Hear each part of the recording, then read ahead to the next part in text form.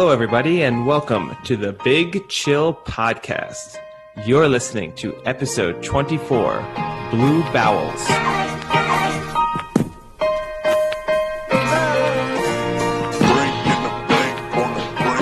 Hello, everybody, and welcome to the Big Chill Podcast. I'm joined, as always, with the boys out in Paris and in London. Eddie, let's say hello to you first. How's it going? Still no internet, I see. Are we ever going to get internet? Supposedly October 25th is when I'm being assured that at the very latest. Well, actually, I take this back. They have assured me that by October 25th, my apartment will be capable of having the internet. This is to be their exact description. Wow. At that point, I then need a technician to actually come. But that is boy.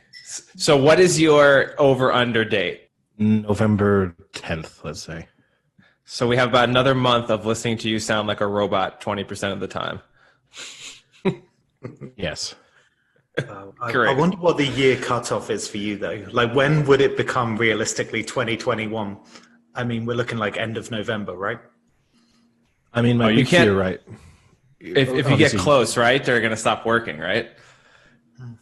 Well, close is within reason. I think my big fear is that increased restrictions might mean that they stop sending technicians. That's which I told them the other day. I was like, my fear is here that you're going to say that my apartment is now capable of having the internet, and then you're going to tell me that it's not safe for technicians to visit my apartment for the next 6 months. I hope that when they make your apartment able to hold the internet or whatever they're going to do, that is just a guy who walks in and plugs something to the wall and is like, you're good to go. Yeah. No, I know what he has to do. I know he has to physically connect the fiber cable and drill through the wall and run that into the apartment. So I know he has to do that. So I do know it will require some work. I also told them we did come to a verbal agreement on the fact that I'm refusing to pay my internet bill for the length of time that I went without internet. This was the deal that I came to with Orange the other day. So I was like, we're at 2 months. You made this deal, or that's what you propositioned to them? No, they agreed to this deal. Wow. So now I'm at 2 months for free if I were to get the internet on, say now. October 25th means I basically get the next 3 months for free. Still not worth it. It's not a huge win. I'm starting to think that as well. It doesn't feel like for 3 months of one of the most basic things on earth. Oh, and also the internet's not super expensive here, right? It's not like the US. So we're talking about a €35 a month internet bill. It's not some crazy sum. Here's your real issue, Eddie, is what happens if they get out to 4, 5, 6, 8 months without internet and they go, there's no fucking way we're paying this guy 8 months worth of internet. We're just not going to give him internet at all. That would be an amazing move. And it would be all that manager who's just been trolling you for months. Well, here's the thing is I don't even know because I got the email notification that my bill was ready. Say at the end of September, and I was about to go off, right? I saw the email and I was like, oh, here we go. Dialing the first couple digits of Orange, right? Here we go, right? And then I opened the email and the bill was -€4. So I was like, I don't even know what's going on here. I don't know how I'm now profiting from my lack of internet. They just feel bad. You're one of 7 people in Paris that doesn't have internet, and that's including the homeless. I mean, the real good news, right, is the fact that that I wasn't canceled after our last podcast episode. So internet or not, at least you can still hear my semi-robotic voice. Your views are accepted here. It's okay. But would you be able to get the Wi-Fi from your next door neighbor? I've debated this. There's only one other apartment on my floor, and I almost never see anyone going in and out of there, so I don't even know for certain that there's someone there. The person who lives directly above us, I would say no. They seem to have certain challenges, shall we say? Come on, elaborate.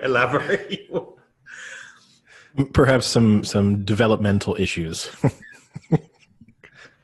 don't know. There's no good way to tell this story. He's just on a roll from the transgender debate. He's got to keep going. Yeah. Let's just put it pissing off this what else can Eddie bulldoze down?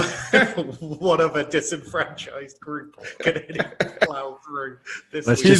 He's like Bill Burr without Saturday Night Live.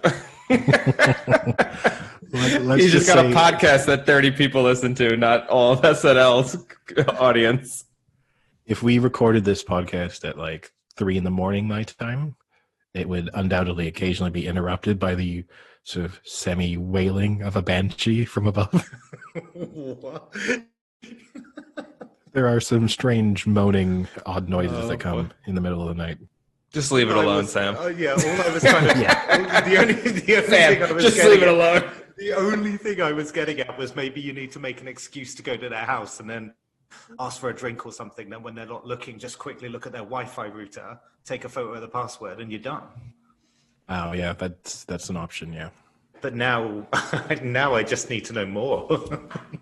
Let's just put it this way: if I were to host a haunted house for the upcoming Halloween period, I have all of the sound effects ready.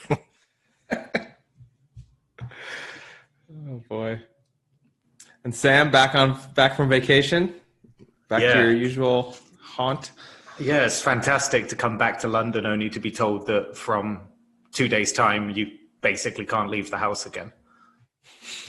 So they just announced that London. Is it that strict in London? So it's now at the point where I can't meet other households indoors, which means pubs, restaurants, other people's houses, that kind of thing. So the only place I can meet people up to 6 is now outdoors.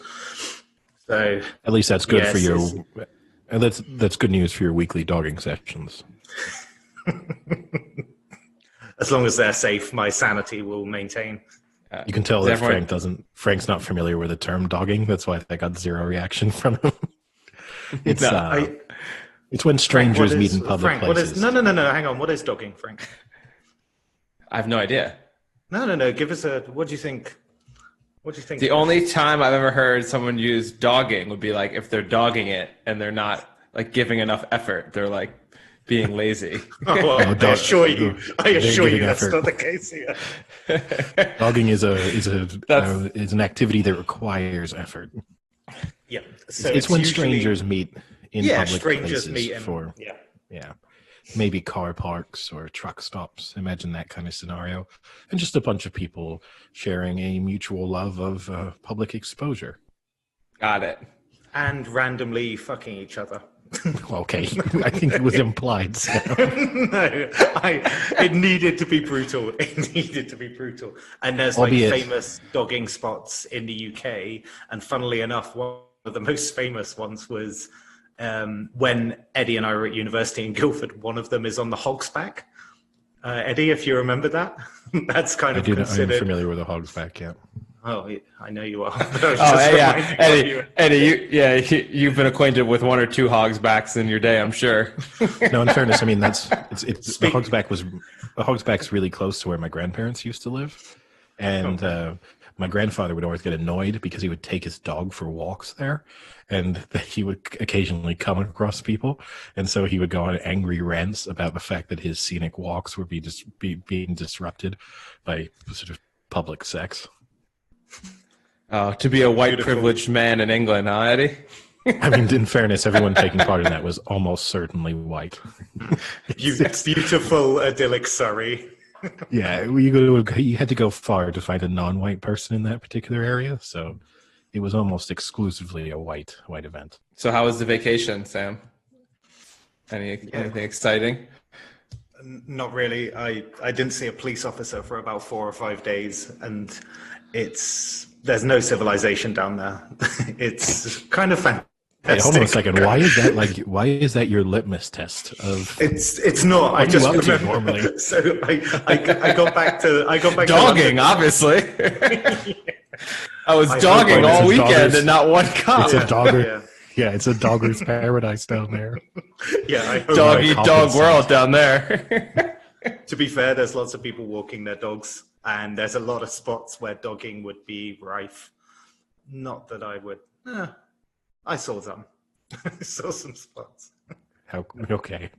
We'll leave it at that. He scoped them out. We don't want you to get in trouble with the police, after the event now. Well, he'd have time to run away because he hadn't seen one in the entire time. Yeah, but now we don't have recorded evidence, right? The police are all around him now, closing in on him. So, oh shit! Sorry, I'll just close my blinds and stay in now. It's a mini lockdown, so they can't get me.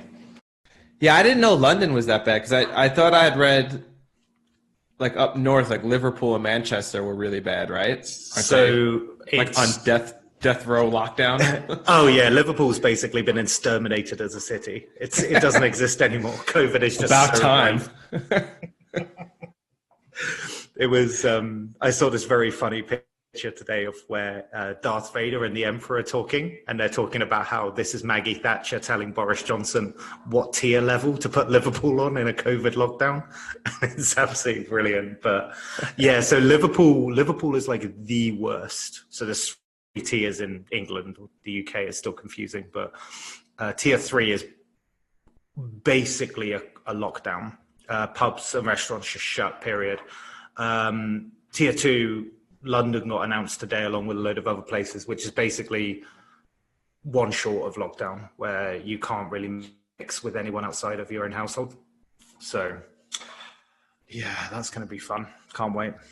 So that like ruins Tinder. Yes, that for a single person like myself ruins a lot of things. Well, unless you're Vasilis, then you just don't follow the rules.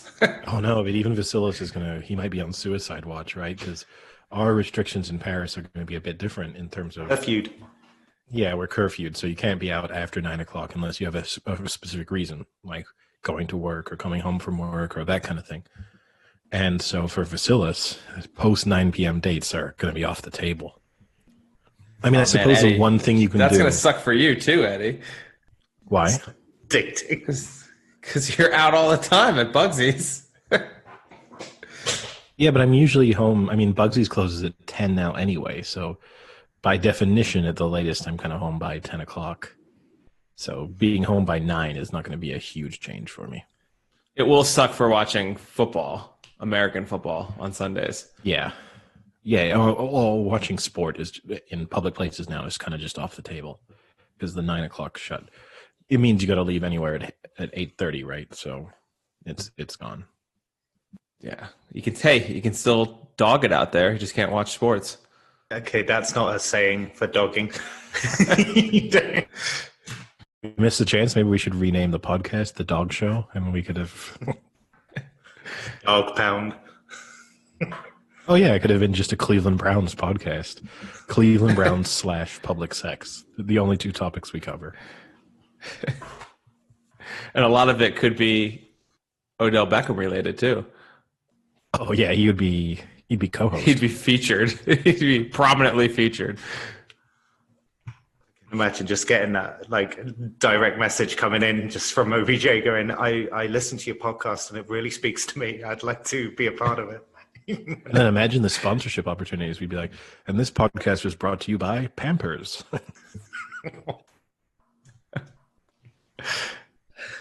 Wet wipes. Yeah, exactly. Because there's no way you can get it all off your face with only your tongue.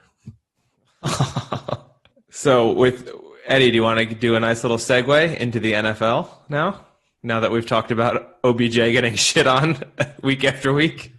Sure, yeah. So talking about someone in the NFL getting shit on, it was a rough week for some of our picks this week. So has to be said that a sad moment has happened, and one of us has dropped below 500 in the picks against the spread this season. Oh, that's me, isn't it? It is you, Frank. At least you got that one right. So, Burn. there was a summary of our performance last week. Against the spread, I went 9-5. I mean, sorry, straight up, I went 9-5. And against the spread, I went 7-7. Sam, against the spread, you went 8-6. And sorry, again, straight up, you went 8-6. Against the spread, you took quite the beating and went 4-10. I have had the shittest last 3 weeks. And Frank, you went 7-7 straight up, and somehow, even though you were worse, you were better straight up. You were worse straight up than Sam. You were better against the spread than Sam, and you went 5-9. Wow, that's bad. So our overall season records now straight up. I am 54-22-1. Sam is 50-26-1. And Frank, you are 47-29-1. And against the spread, I am 41-34-2. Sam, you are 38-37-2. And Frank, you are 37-38-2. Just to give you a concept of how much of a fall from grace that is, at the end of week 2, I was 21-10 against the spread. So in 3 weeks, I've averaged only getting 5 right. I mean, the 4-10 is a bad beating, right? I mean, and admittedly, we all got killed by the Bills. So obviously, our last podcast, we kind of made our predictions for that. I mean, the Bills is where we really got our asses handed to us, though. I mean, we were all confident. Frank boldly predicted that the Bills would score at least 40 points. It turns out that they needed to in order to win. But yeah, say I was right. They just didn't capitalize. Couldn't do it. Yeah, it is an interesting one. We all got the Bills wrong. We all got the Bucks wrong. We all got the Chiefs wrong. We all got the Niners wrong. Won't make those mistakes again until this week. Yeah, although at least good news for you, some of those mistakes you can't make because some of those teams are not playing, I think. No Thursday night game. They are all back because the Chiefs game's just been moved to Sunday. So the you Chills. can make that mistake. The Chills. Is that our team? That's the big chill matchup. The Chiefs against the Bills. Oh, we should do that. We should have our game of the week. The Chills. Big chill matchup. That is nice. That reminds me of that commercial when the guy writes way back when he wrote chefs in the end zone instead of Chiefs. And he's like, it looks great, Bob, but who are the chefs? And he's like, it's such a good commercial. That's old once again, school. we've touched on one of your niche pleasures, which is weird NFL-related commercials. Yeah. Yeah. Oh, I saw another Baker Mayfield one where he's in a book club. Did you see that one yet? I think I've seen them all. I think it's impossible to avoid them. That's a pretty good one. It's still not as good as the seats one. That's my favorite. I love that one. Well, maybe one day if this takes off, you two can be in a commercial together. That'd be nice. I could be like the extra. Yeah, Sam, do you want to start us off and get our week 6 picks going? See if we can pick things up, see if everyone can get back above 500. So, kick things off. Who is taking the Falcons at the Vikings? Vikings 4-point favorites. Are you two sticking with them? Because I sure as shit isn't. I would rather have Kirk Cousins running through my veins than Matty Ice at this point. The Falcons just look lost. I mean, obviously they don't have Dan Quinn anymore, so maybe they'll be more found. But I can't go with the Falcons until they get a win. The only thing I think I'm concerned about is I don't know what Dalvin Cook's status is. I think he went out with a groin injury last week. So, Frank, before you move, it may not change anything for you. The expectation seems to be that Cook will not play. Oh, that changes everything. I'll take the Vikings to win. Give me the Falcons with the points. Eddie, what was you're going with the Vikings on the spread, yeah? Yeah, I'm going to keep riding the Kirk Cousins train. You know, he's covering those spreads, and I think this is a week that I'm going to predict actually the Vikings really look good this week. So you guys picked the Texans after they fired their head coach, saying that, that will let them loose. They'll start playing some football. They'll start winning. So you don't think that about the Falcons this time around? No, because I actually thought the Texans were a decent team. I don't think the Falcons, after watching, even when you watch the Texans, they didn't look terrible at times. They looked decent, and they were playing really tough competition. The Falcons just have never really looked that great this year for the talent that they have. Yeah, and I also just think we, even early on, right, we identified the fact that their secondary and their defense is just not very good. So even if offensively they pick up a bit, and they've got a lot of talent on that side of the ball, even if they turn up there, I still think it's a really nice matchup for Kirk Cousins and the Vikings, because obviously they also have a lot of offensive talent. So I think this might be the over in this game might tempt me, but I think that it's a nice matchup for the Vikings right as they're trying to regain confidence. Yeah, I think we're looking at about 55 on the over, so it's quite high. It's pretty high, but also in games involving the Falcons, one team could go over in that. So yeah, that's true. I think they're letting up about 32 average at the moment. So all you're really asking for is another 20 or so from the other team or them. So yeah. I'm going Vikings as well. I think that loss to the Seahawks was pretty brutal. So I think there'll be a bit of a bounce back there. So yeah, I'm going with the Vikings there. Ravens are the Eagles, and Ravens are 7.5 point favorites. That spread seems a little strong considering Lamar Jackson has not looked great all week on ESPN. It must be an off week because all they kept talking about are the Ravens in trouble because they keep trying to force Lamar Jackson to throw instead of just doing his thing, which to me is amazing because last year ESPN said he was an amazing throwing quarterback. So now I don't know why all of a sudden that's such a bad thing. So, I think the Eagles are starting to turn it around a little bit. They're not playing spectacular, but they're playing much better in the past 2 weeks than they have in the first 2 weeks. I think they can keep that spread close. I think they can keep it a one-score game. Yeah, the number is a little bit tough. I'm pretty confident the Ravens will win. The number seems right around the sort of correct mark. The one thing you will say about the Ravens, they're very good at beating bad to mediocre teams. So I think this is one where, based on that fact, I'm going to take the Ravens to win and to cover the spread. All right. Bears at the Panthers. Panthers are 1.5 point favorites. So Panthers have won 3 in a row. I think they hadn't won a game for about 300 days before that or something. It's obviously not a fantastic stat, but it's just interesting to see a little bit of a transformation there with Bridgewater. So what do you think? Are the Panthers going to beat the Bears?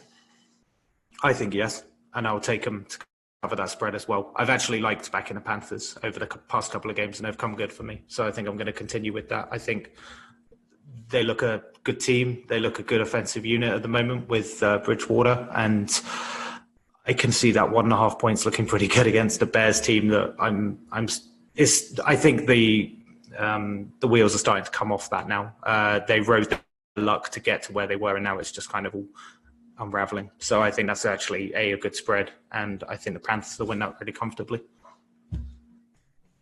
I am going to disagree with you. For starters, I'm going to set the over-under on the number of minutes that I watch of this game at 1.5, and I'm taking the under. But equally... I like how you're betting on that, like you don't have a hand in it.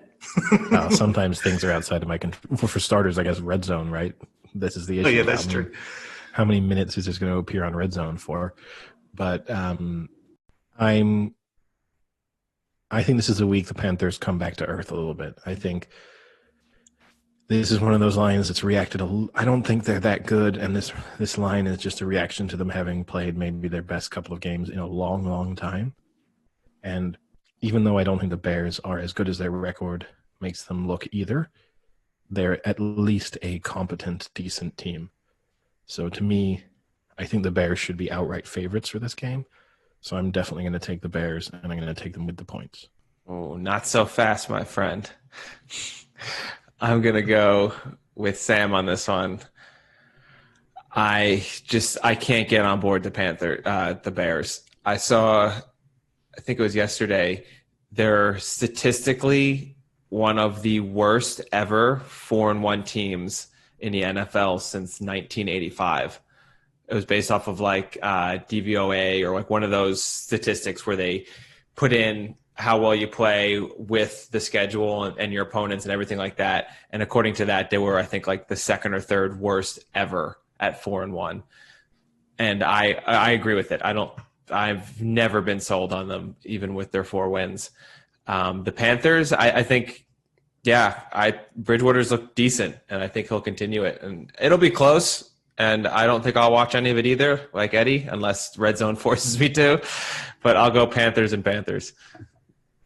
Here's the real question for you, Frank. Would you rather be one of the worst 4-1 teams of all time or a bad 3-2 team? I'd rather be the bad 3-2 team, because then I don't have a stat thrown out on Twitter about how bad we are as a 4-1 team. That's the issue, right? You're kind of a victim. You're kind of a victim of your own success. If they just lost to the Bucks, no stats are coming out. All right.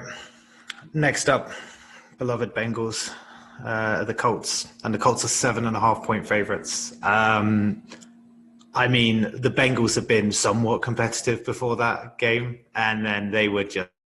I mean, that wasn't even a coming back down to earth. That was an OBJ shitting on what happened there. It was painful to watch, actually. Whereas, what was it, sacked 7 times? It was insane how much they got to him as well. But is it actually an OBJ shitting? Because that would create euphoria for OBJ if he actually was shit on, or was it like the Ravens? Got an OBJ did he get blue on. Shit? Yeah, no, OBJ. So the Ravens got a shit on them, OBJ style, and the Bengals got shat on by OBJ unscrupulously. It was just, brutal. OBJ's worst nightmare is blue bowels. It's fair. Come on, that's a great one. I just came up with that. That's pretty good. I'm glad that you're not sitting at home preparing those lines. Yeah, I'm just sitting at my desk. Blue bowels, that's a good one. But Eddie, can't you see in this video, like behind him, he's got some sort of like a madman's house where he's just written all these sayings on his wall in shit. Yeah, it's one of those for the listeners, but you can't see. It's like one of those like things where people are connecting the strings and like different images and stuff.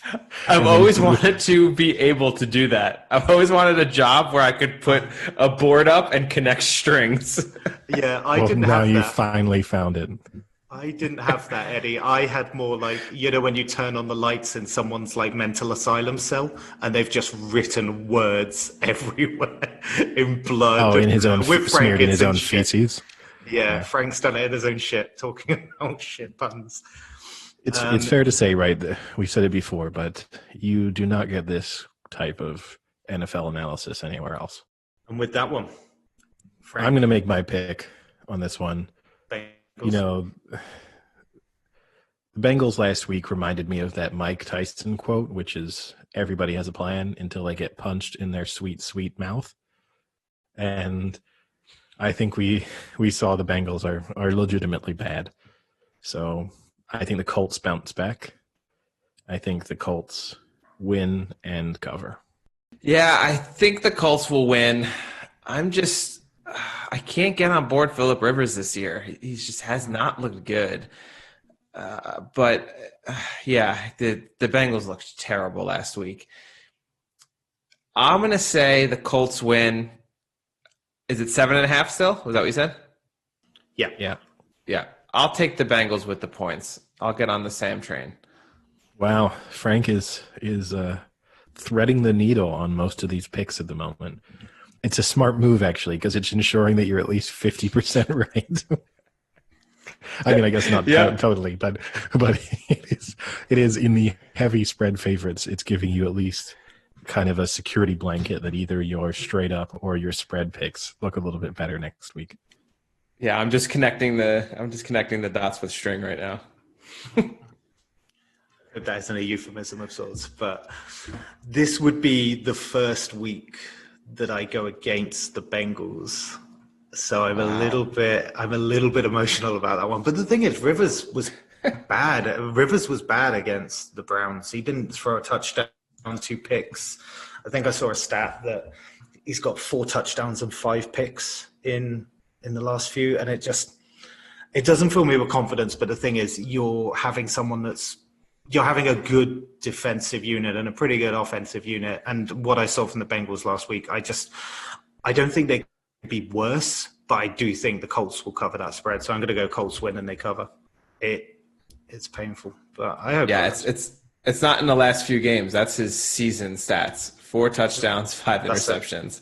Yeah. Eddie, who has more yards passing, Joe Burrow or Phillip Rivers? Burrow. Oh, I would guess it's Burrow, and I would even guess it's maybe not even close. It's pretty close. It's like 80 yards more. Who has more interceptions, Burrow or Rivers? I'd say it's Rivers again, but he probably threw more interceptions in week 1 than Burrow may have thrown all season. Also Rivers. What a glowing indictment for him. Oh, Well, what I really want to hear Frank's thoughts on are the next game, because this is a. How do you know what his next game is? Oh, because we know how I pick the spreads. We know how I pick the list. So, Frank, Browns at the Steelers, and the Steelers are 3.5-point favorites. So, what are you going to do? I'll tell you what I'm going to do. The Steelers, I still think, should have lost against the Eagles had the Eagles not kicked that 57-yard field goal and ruined their chances. This time, they're playing a slightly better team in the Browns, and the Browns are going to beat the Steelers. I have no confidence in the Steelers still. I don't have much confidence in the Browns. I think the Browns are the better team. I do not think either team is a deep playoff team. I think either team is a one and done in the playoffs. But I think the Browns will beat the Steelers. They just have more talent on their team. And I think the move is going to be getting to Big Ben or Little Ben, whatever we want to call him, slightly smaller Ben, and having Myles Garrett jump up to his 6'10" frame of Big Ben, rip off his helmet, and hit him in the face with it. Repeat of last year. Wow. Okay. This is an interesting one for me because we're getting to watch slowly over time your assessment of both of each of these teams change. So went from neither one of these teams is a playoff team, Steelers are awful, losing record, to now. I mean, I have to say they're a playoff team. They're 4-0. Like statistically now, they're going to make the playoffs. No, but but my point is now it's like, okay, they're going to make the playoffs, but they're going to lose in the first round. They're one and done. And then it's going to be like, okay, I know that they're in the divisional round, but they're going to lose in that. All right. I know they're in the championship game, but they're definitely going to lose here. They're in the Super Bowl. All right. They're done now. Okay. I can't wait till they go on like a 5-game losing streak, and then I can just shit on you guys. To be clear, neither one of us picked them to make the playoffs either. Well, I think. Oh, I don't care. For example, so I mean, we were both not nearly as down on them as you were, but this is a tough one. I would not have any confidence either way. I think both teams have shown flashes of extremely good play and then moments where they've looked a little bit unconvincing on both sides of the ball. So I've been kind of preaching the upside of the Browns for a few weeks, and I'm going to keep doing that. So I'm going to take the Browns to win, and I'm going to take the Browns with the points. Yeah, this one was quite difficult because the Browns, since that loss to the Ravens, have just completely turned it. I think they're averaging just under like 37 points a game. It's crazy. But then you look at the Steelers, and they've got those flashes of brilliance with the offense. Like, what was it? Chase Claypool got 4 touchdowns against the Eagles last week. I don't know. I think I want to take the team that isn't favorite as with. I just think the Browns. I think the Browns are better value at 3.5 point. So it's worth saying, right? The Steelers at home against AFC North teams are 7-1 straight up over their last 8 games at home against fellow AFC North teams. So they are pretty reliable at home in sort of divisional games. Yeah. My one question would be, go ahead, make your pick. I'm going to go Browns, and I'll say they obviously cover that spread. My question would be, if you're a Browns fan, do you almost want them to lose this game? Because is your fear with the Browns that they get overconfident and they all start to believe in themselves, like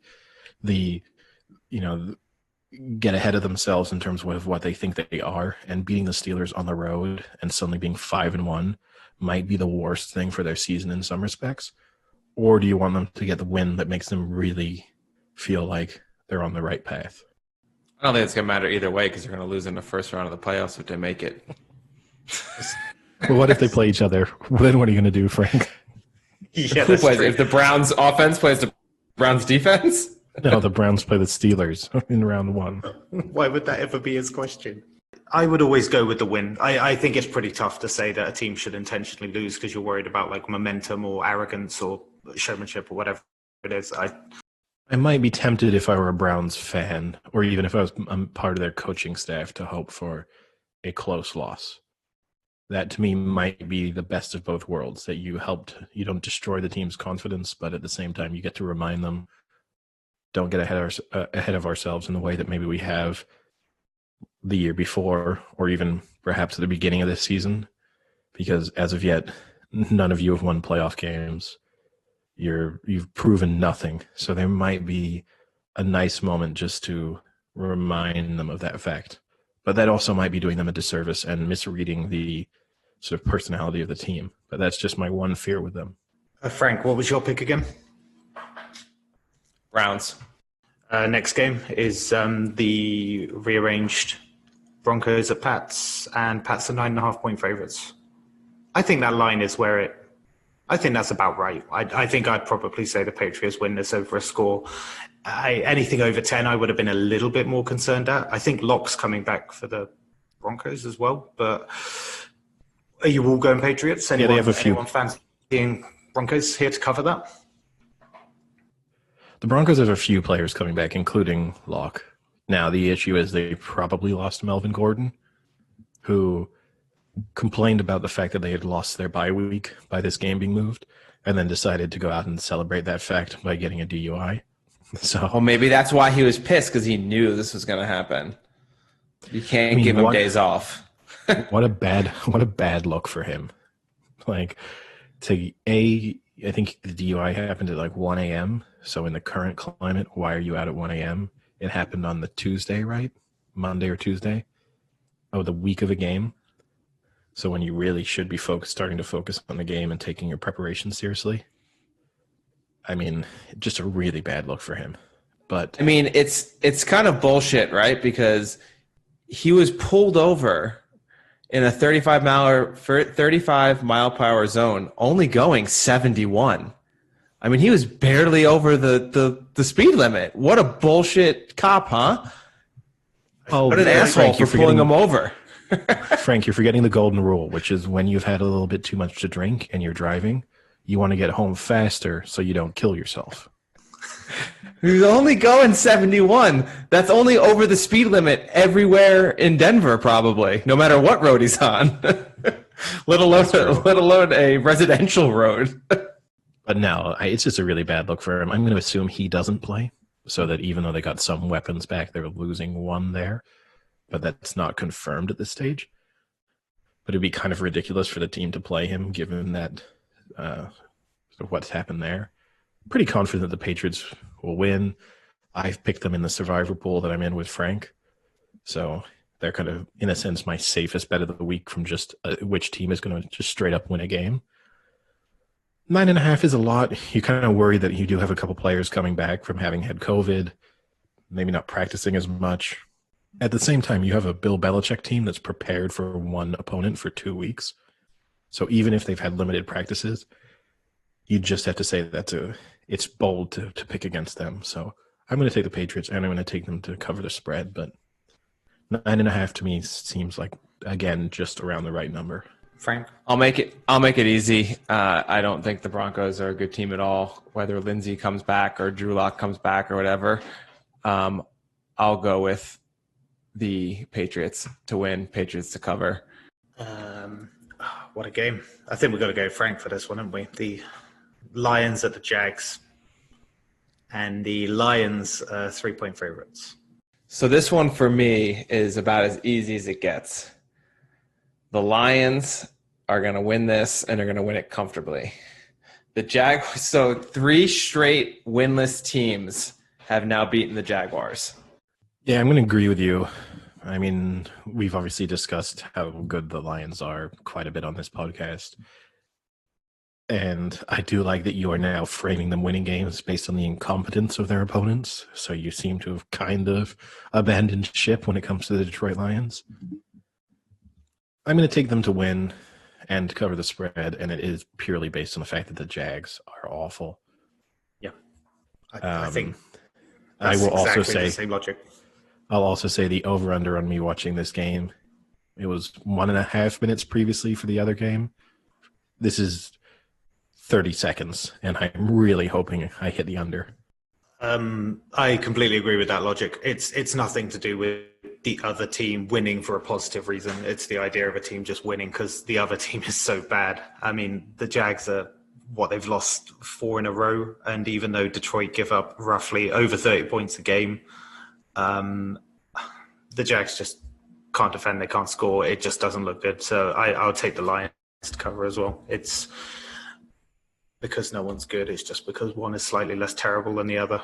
So divisional game next is Texans at the Titans, and half the demolition job of the Bills. Titans are 3-point favorites. That looks really good for me. I thought the spread would be a little bit bigger after that spread, not by much, but for me, I think it was really impressive to see how they dismantled the Bills team. So the Texans won, but I wasn't really enjoying them. I know they had tough games, but I wasn't really enjoying what they were doing previously. So I think the Titans are actually a good bet at this one. So I was picking the Titans. But what do you guys think?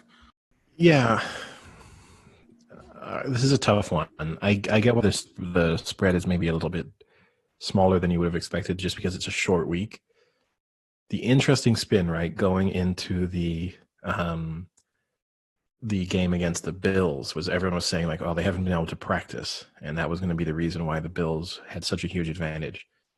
Then after the game, there's been like quite a widespread reaction to it of like, oh, actually maybe being off for 14 days in the middle of an NFL season is really great for everyone's body. And they were just super fresh going into a game. And so the lack of practice actually doesn't matter, which is an interesting spin because there's kind of been, I've read several articles where people have now been advocating maybe NFL teams basically shouldn't practice during the season. Now, I think that might be an extreme take, but it definitely may be worth considering for teams because they really overwork players at times during the season. And maybe it's just worth cutting that back and just being like, you know, the best thing for you, get really good sleep, have your body feel really rested. Maybe that's the thing we really need from you on Sunday. So obviously now the Titans are going into a situation where they have the opposite of all that rest. I guess they weren't pushed too hard by the Bills, so at least they have that going for them. I'm tempted to take the Texans because I think this might be a good matchup for them in the sense that I don't think the Titans will get great pressure on them, and that's usually where things become a real issue for them. But I'm going to take the Titans to win and to cover the spread. I'm putting out the upset alert. I'm going Houston Texans to win, and then obviously with the points.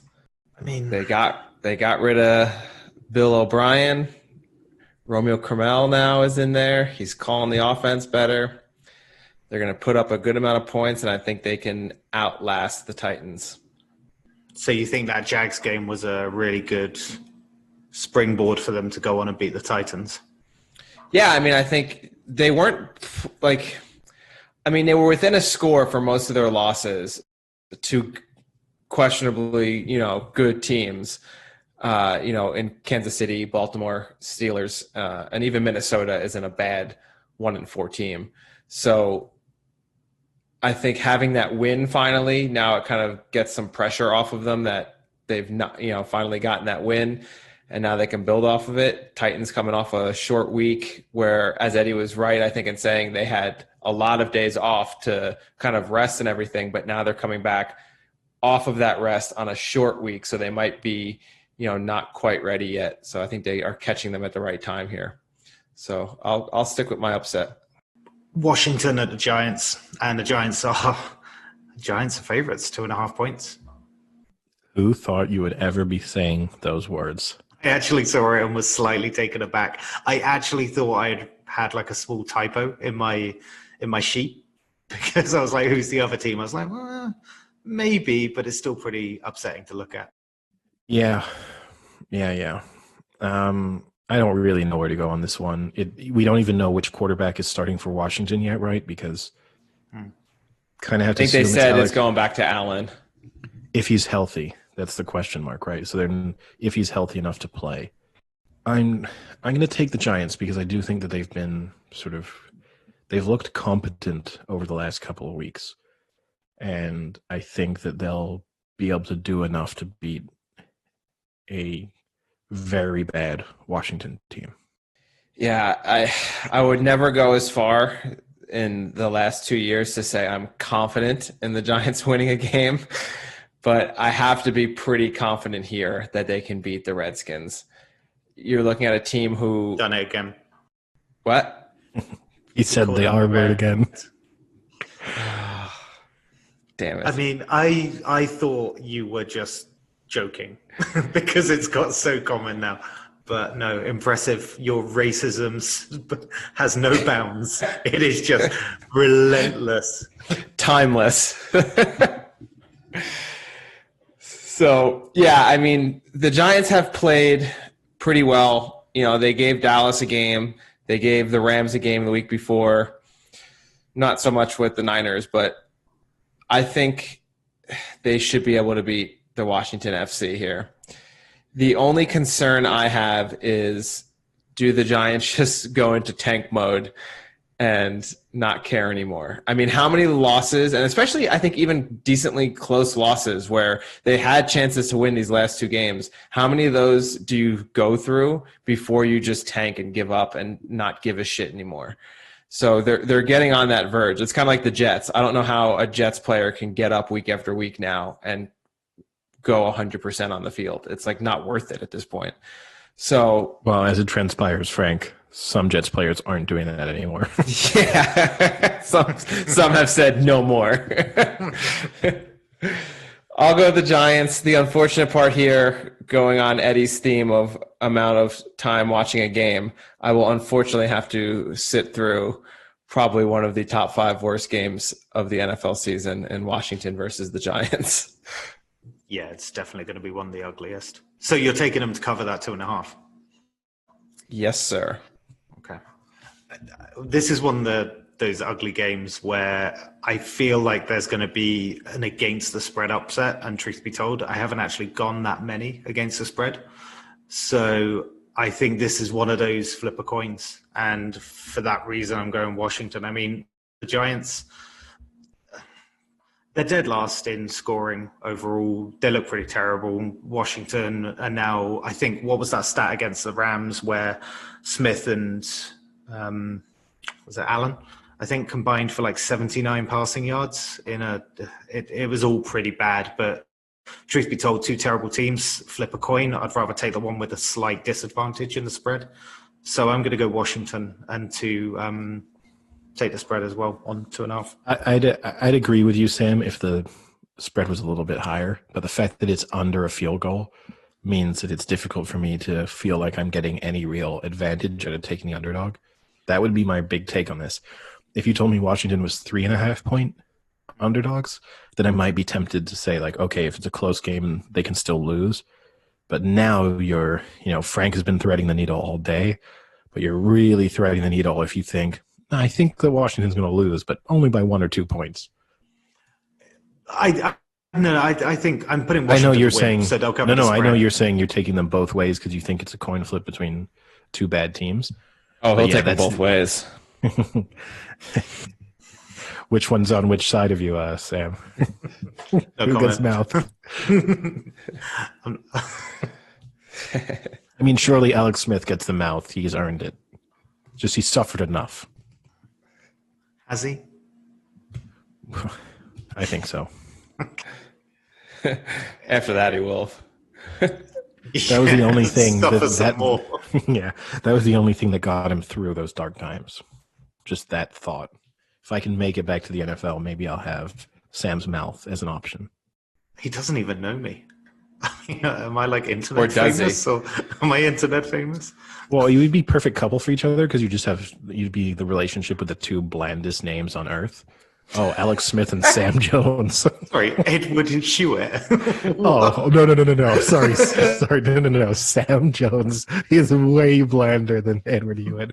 I'm not insulting you. I don't mean your name is bad. I just mean you have two I'm really offended. This is definitely a sore spot on Sam. He isn't offending me, but I do think your name is more dull. I think Frank, actually, to be fair, I think Frank is the duller name of our three names. It's just a surname for him that has some interest about it. I think Frank has the dullest. You have the dullest first name. He's going insulting. He's coming out with it. Yeah.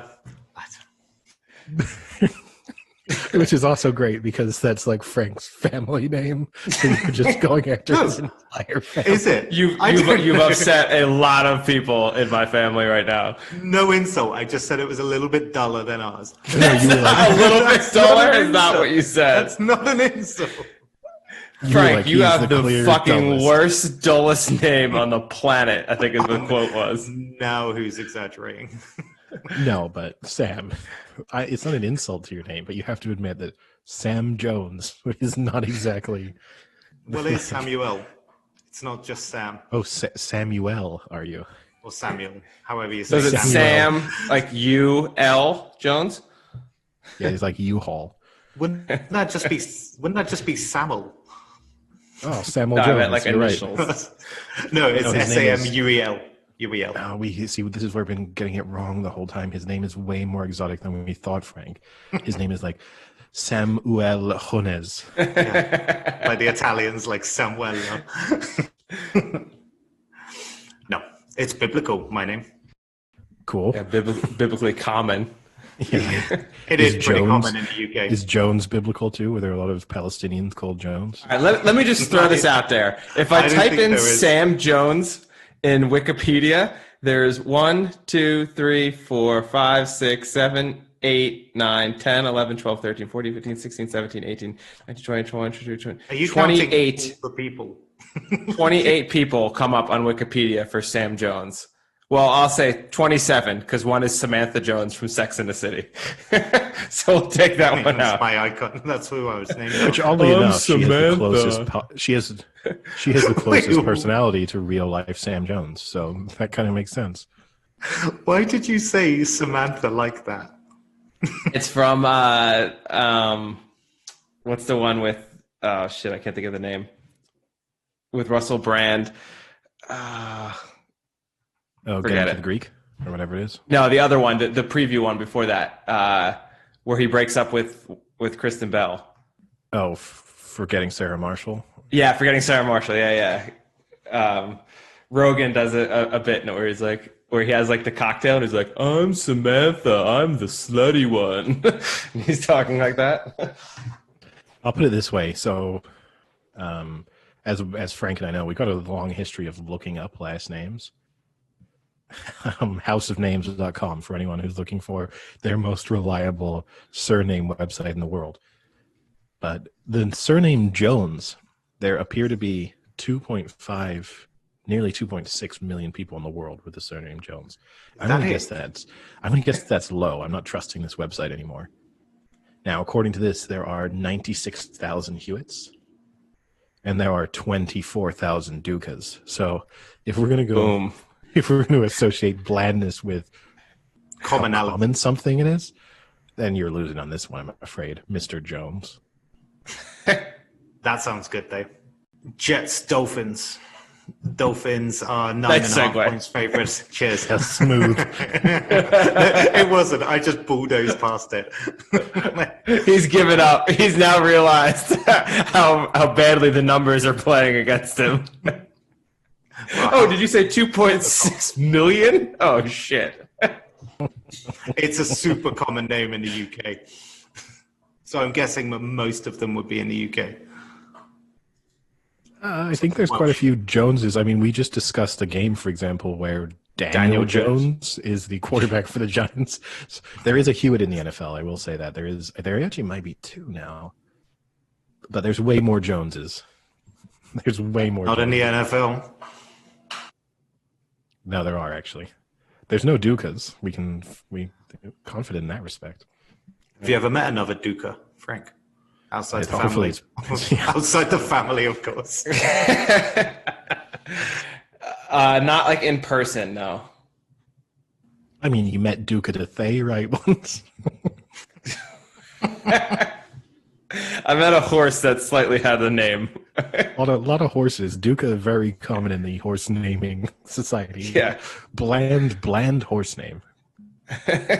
Super bland horse name. Actually, in fairness, both Frank and I have very bland horse names. Obviously, I've got Mr. Ed, and he has all the Ducas in horse racing. So Whoa. I also have Frankel. Also true. So, Sam, if you were a horse, you could say that you had the most exciting name. But sadly for you, you are not one. Sadly. Well, you're a size queen, so you'd probably be pretty happy if you were a horse. There's nothing to do. You'd be like... There are 250 horses with the name Jones in it. Oh, wow, look at that. Boring even as a horse. There's 50 Ducas.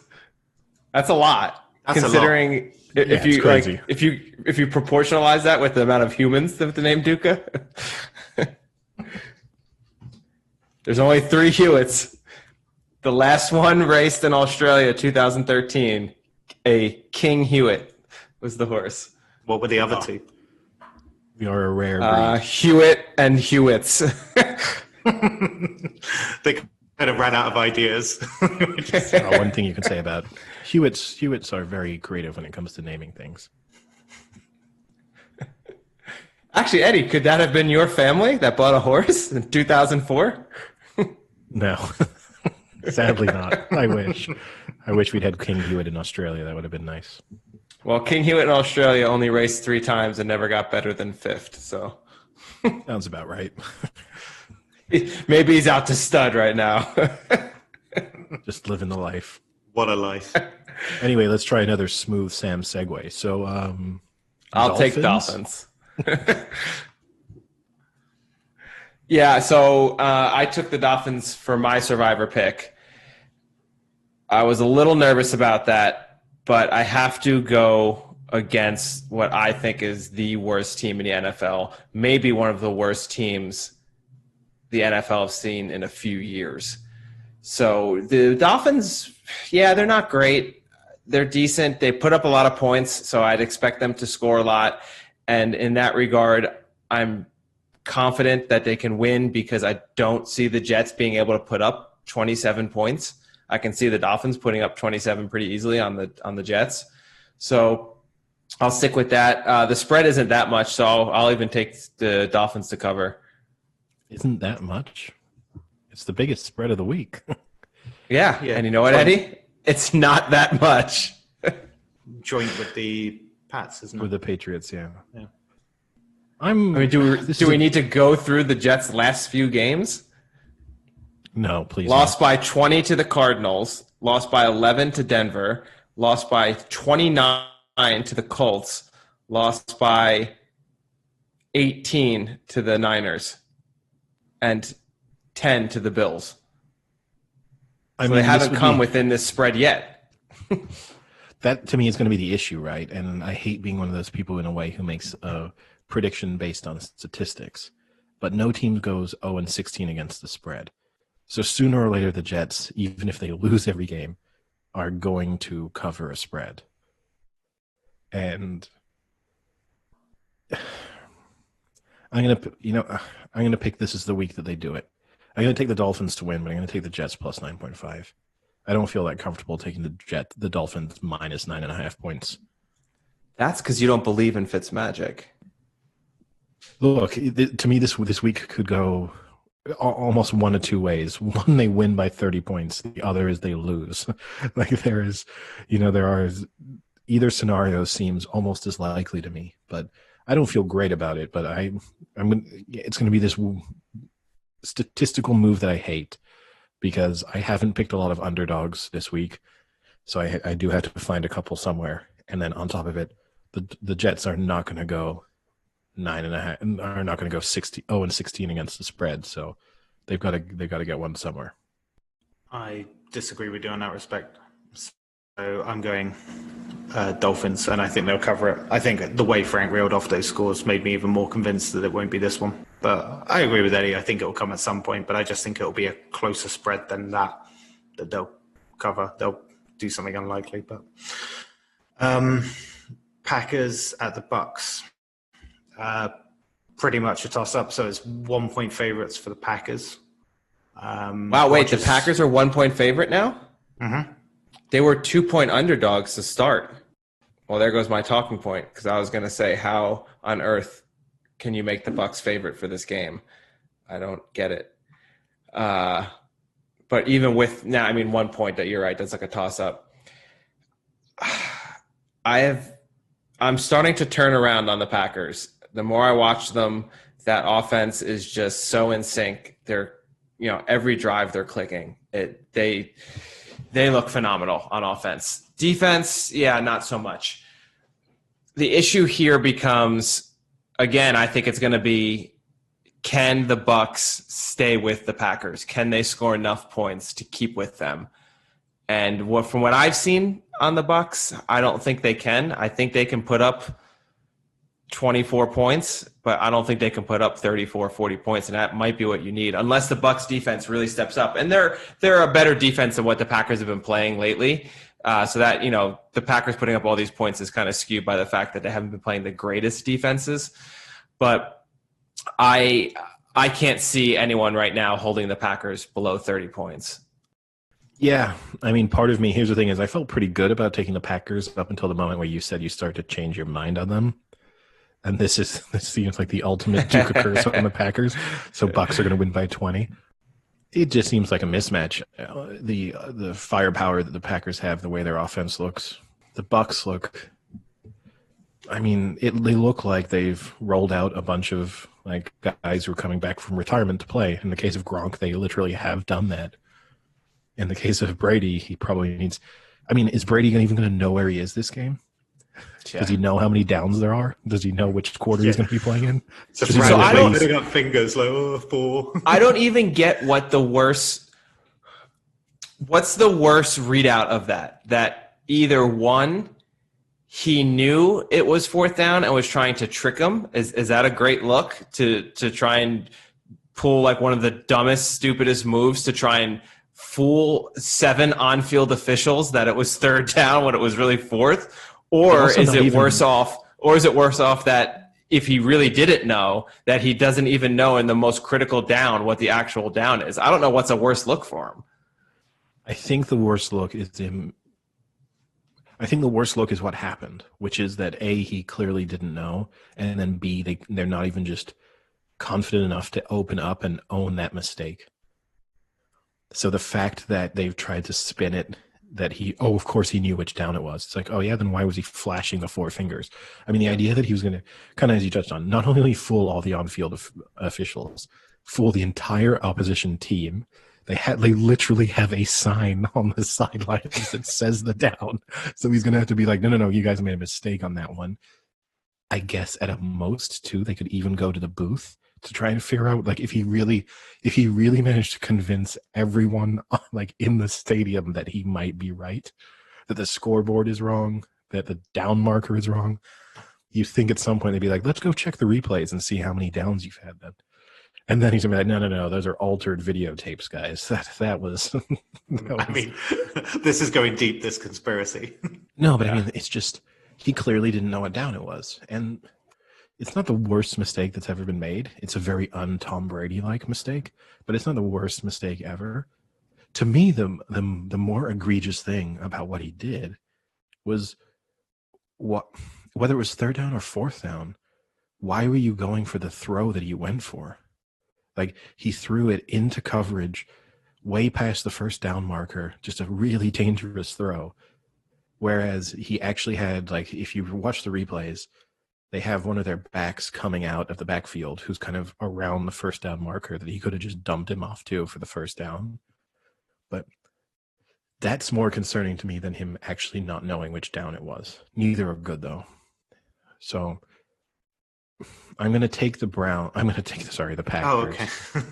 I'm gonna take the Browns You take to the win Browns in this this game, one? too. Yeah. They're going to finish the first one, and then they're going to fly quickly down to Tampa Bay and win that one, too. But I think, I'm going to take the Packers. I do think, similarly, they're going to have their back-to-earth moment. They're not going to go 16-0 either. So there's going to be this moment where it's like, oh, you know how we didn't think the Packers were going to be amazing? Turns out they're not amazing. But yeah, I'll take them to continue going for at least one more week. Yeah, and I mean, this is another one where you look, the Packers, the Bucks are 3-2, but their 3-2 is not a spectacular 3-2. You know, they've lost to the Saints and they've lost to the Bears, and then their wins are the Chargers, the Broncos, and the Panthers.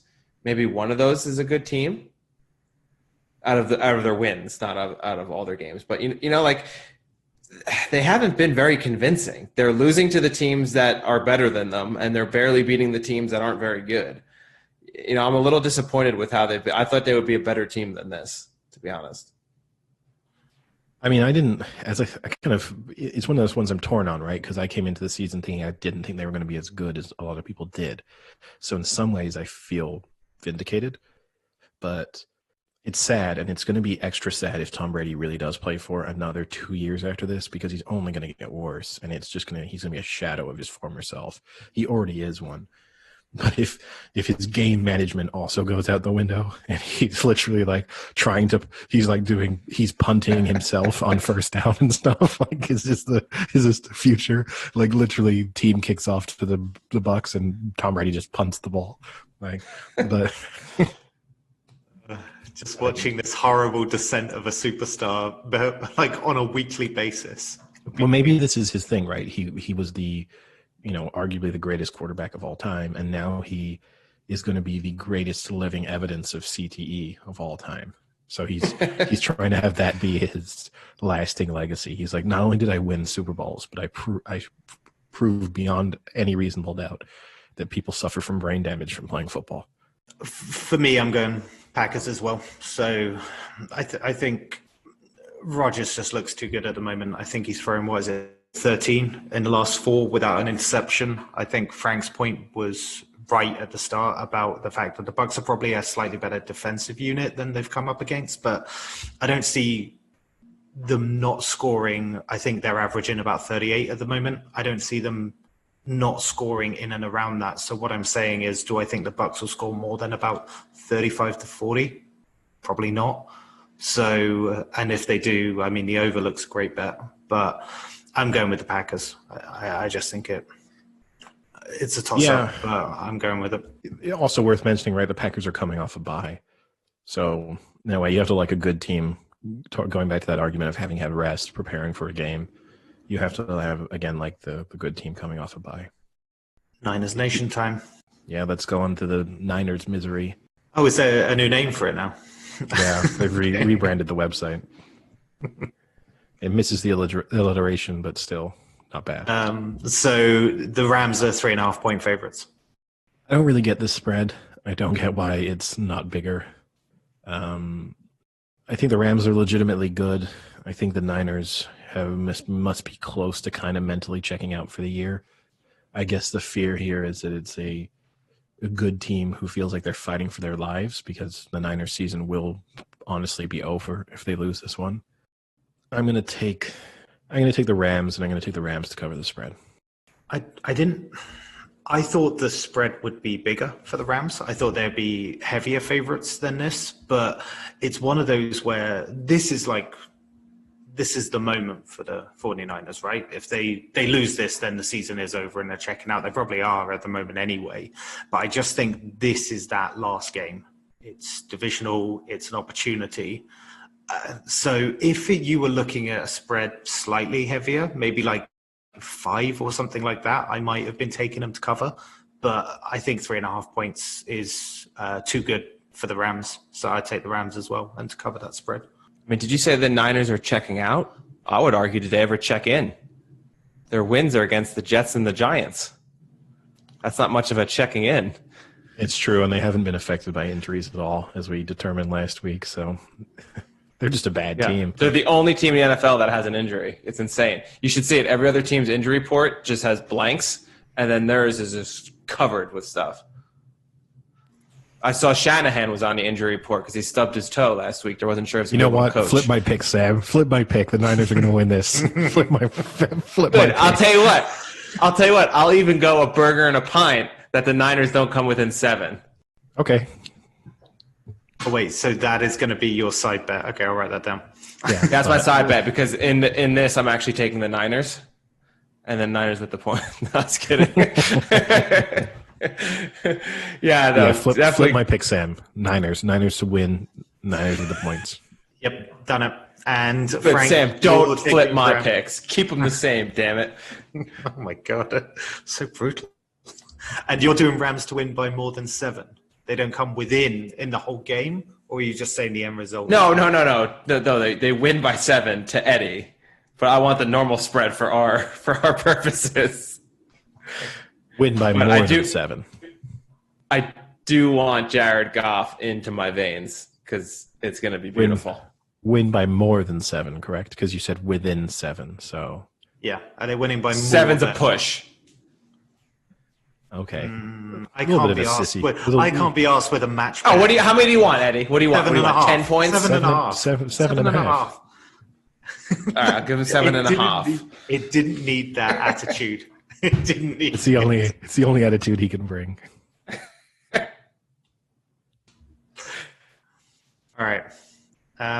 Chiefs at the Bills, and the Chiefs are 4-point favorites. So both off the back of surprising. I guess the Titans are good, but surprising in the manner, and then the Chiefs obviously off the back of a very surprising loss. Chiefs 4-point favorites. A battle of ended MVP hopefuls in Josh Allen and Patrick Mahomes. This is the one, though, where Patrick Mahomes comes back and shows that he's still in the MVP race against all of Eddie's wishes. I'm going to go Chiefs and Chiefs to cover. Wait, It's what's not the like spread? Is it 4? Doesn't even fucking know the spread. Yeah, 4. Well, because I have different spreads than what he gives me every time. Oh wow! Is this why you're doing badly? The half points you're losing. Yes. Do you know how many Frank ones wants- I've lost by point? Frank wants different Not spreads many. to us. Okay. Not many. Let me guess. The website you had Bills plus 35 for the Tuesday night game. Look, I think you know my golden rule. Take the really good team bouncing back from a defeat. That's rule number 1. Issue here is What if they're potentially both two good really teams? teams. And look, I don't think the Bills are as bad as they looked on Tuesday night. But obviously, I think the Chiefs are the better team, and I'm going to take the Chiefs to get back on track and to win and to cover the spread. Should be a fun one, though, at least. That's going to be a good game to watch. Yeah. It was interesting, though, that the Chiefs were, like, the defense was pretty much blown out by the Raiders, and it was a weird one to watch. But what was it, Mahomes' first interception he threw last game? And then, obviously, Allen threw a couple that pretty much the Titans punished them on. But That's because Allen's trash. I think I'm going against you. I think I'm going to take the Bills to win, and to I'll take the spread on that one, obviously. I don't know. I just think, like Eddie said, I think the Bills didn't look as bad as the score suggested, but there was some worrying things about that Raiders loss. Like, the Titans are a good team. I don't think the Raiders are. And there were some worrying things there in that game. So I think I'll take the Bills. The thing the Raiders showed, right? I mean, this is the issue of playing the Bills. You know they're going to have one devastating quarter. So what you have to show is that you can keep within touch in that quarter, and then you can beat them in the other 3 quarters. That's the challenge. The game can't be out of sight after that one quarter. And so that's going to be the issue for the Bills, is they can't have, the Chiefs might have a 21 or 28 point second quarter or even first quarter, and they can't be in the situation they were against the Titans, because you're not going to come back from, 15 points down. Over-under's 57. What do you think? I'd take the under. Yeah. The Chiefs have only hit that once this year. I wouldn't last love week. it. I'm not a big fan of over-unders anyway, but I mean, it comes back to that thing, what am I going to predict? What's the likely score from this? And I guess all the likely scores I think in my head are probably overs because I'm putting the Chiefs on 30 plus points, and I'm putting the Bills in at least 20. So I'm still going to take the under. I'm going to be bold. Well, it's not bold. It's 50-50. Okay, we'll say that for every pick, I guess. Technically, everything is 50-50 in these picks, right? Not the money line. Okay, it's 99% one way. I guess in some instances, you have a push. It's 57, right? So it's not 50-50. There could be a push. Last but not least, Cardinals at the Cowboys. And the Cardinals are 1.5 point favorites. Andy Dalton's Cowboys. What are they going to do? I'm really torn on this one.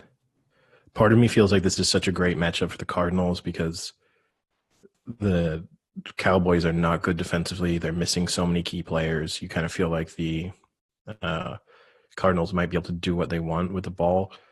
And then at the same time, you have to assume that the Cowboys, even if Andy Dalton is competent in filling in, that he's not going to be quite as dangerous as Dak Prescott is. Then there's the other part of me that thinks Andy Dalton is competent. This is a team that's going to rally round after a severe injury to a team leader. The Cardinals aren't that good. The Cardinals just lost Chandler Jones. So not the worst matchup for the Cowboys the week after losing. And I'm going to lean that way, and I'm going to take the Cowboys to win this game, but don't love it.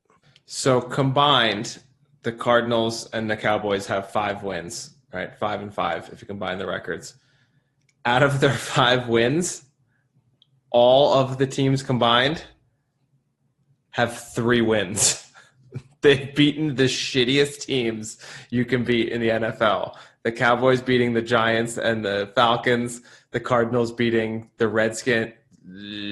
Oh my God. What was formerly the Redskins. Formerly, that's just as bad as saying. I said formerly. You're just giving yourself an excuse to say it's the name. It's even worse because you're reading it off of a screen and it doesn't say that. It's like Braveheart. It doesn't say anything in fairness. But beating the Jets. So wait. So what are you looking at? What are you looking at if there's nothing? It's just the symbol. It's just the symbol. But it must, okay, so it's the Washington football team's symbol, which is no longer their other symbol. It's a W, no longer a Native American. But yes, they've beaten the Jets, Washington, and the crappy Niners. So I think you're doing a slight disservice to the Niners there because you said their opponents have combined 3 wins. 2 of those are from the Niners. So really the spin is, apart from the Niners, their opponents have combined 1 win. 1 win. Well, I mean, are the Niners any good? We just went through that. They're terrible too. So yeah, I'm just going to go with the fact that I want a free Dunkin' Donuts coffee, and I'm going to take the Cardinals here. I think it could go either way. I agree with what Eddie said. I can't – it's tough to be confident in this game. I don't know what team is going to show up for either of them. They both have a little Jekyll and Hyde in them. So, are you considering this as 1.5 points, Frank? You want to do the Falcons-Panthers kind of one where you're going to take the Cardinals, the spread to be covered? No, I'll go Cardinals in both. Okay. If the Cardinals win, they win. Yeah. Okay. I mean, the Cowboys just give away too many points at the moment, right? And I granted, Murray at the Cardinals had a pretty poor couple of games. Like, he threw for over 400 yards against the Jets. It was good. It was a good performance, even against a terrible team. And for me, the Cowboys can't stop people scoring, and I think the Cardinals can score quite a few on a good time. So I think for me, I'll take the Cardinals, and then to obviously cover that spread as well. So, and I think that's it, right? I don't think I'm missing any games. It's all a bit changed up, but I think that's all of our games, right?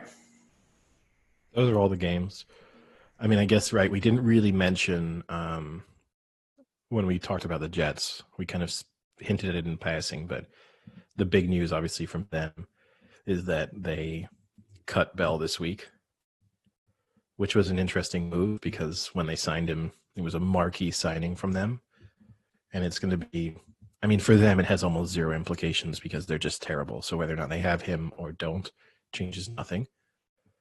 But it's going to be interesting to see where he lands because there's a possibility of him going to, say, the Patriots, and the Patriots then having a potentially elite running back, which could make them look even more dangerous. He might go to the Bucks, who, because of injuries, maybe have a little bit of need for a running back, which again, for them, could be good. Also the kind of thing that Brady might really like because he's also pretty good coming out of the backfield in terms of as a receiving back. So that could be interesting. That's and the interesting spin there is I think the Jets owe him around $6 million for the season. If another team signs him, it's like an offsetting contract. So he's going to get his $6 million no matter what from the Jets. So another team could sign him to like a veteran minimum or whatever, and then he'll still get his $6 million in total. But the team that he signs for will pay him whatever portion they agree to with him. So it basically opens up every single team in the NFL, regardless of cap space, as a potential landing spot for him. What was the I saw the news, but like what was the Jets' given reason for letting him go? Because it seems pretty draconian, really, just to cut someone like that. I mean, the team's doing terribly, but I don't think he wanted to play. Do you think is it something a bit more personal? I think he was basically going to say, I don't want to play anymore on this team. Well, so I'm not going to play. So there's two different. They've supposedly been trying to trade him since the trade deadline last season. So they've tried and failed to get him off the books through a trade. And then I basically think they figured we're not going to be able to trade him because of his contract. So he's unhappy, probably potentially a cancer within the team. Let's just get rid of him. He has cancer? The second issue too is there's been some rumors like he liked 2 tweets where people had basically insulted Adam Gase and called him incompetent, and Bell had liked both, like 2 of them, and supposedly the team was really unhappy with the fact that he'd done this. They thought it was unprofessional, which admittedly it's unprofessional, and that's also supposedly part of the reason why. And speaking of players who maybe are getting themselves into a little bit of a complicated situation by not behaving themselves and being the best role model in a locker room, we discussed Michael Thomas being suspended for the Monday night game when we recorded on Monday, and being suspended by the Saints. And the reason for that was supposedly that he'd got into a fight. As it turns out, he was not suspended by the Saints. They just decided not to play him. He, however, was fined his weekly game check. And the reason why he was not played wasn't so much that he got into the fight. It was that after getting into the fight, he refused to listen to coaches who were telling him to calm down, basically. And he got into an altercation with coaches, basically telling them where to go. And where did he tell him? Like to the mall? Yeah, exactly. Supposedly he's had a number of issues over the past few years in terms of his behavior and not being the easiest person to deal with.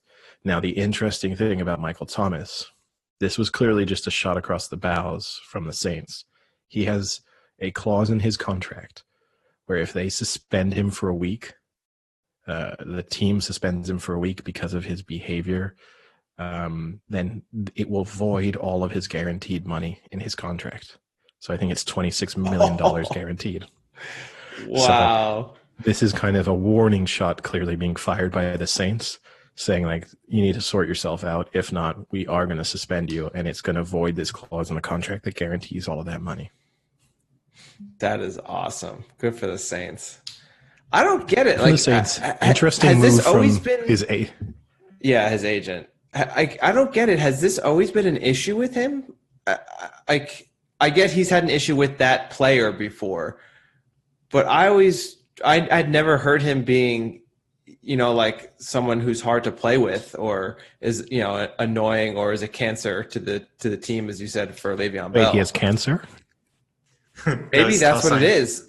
Now, if they suspend him for having cancer, do you think he can file a grievance?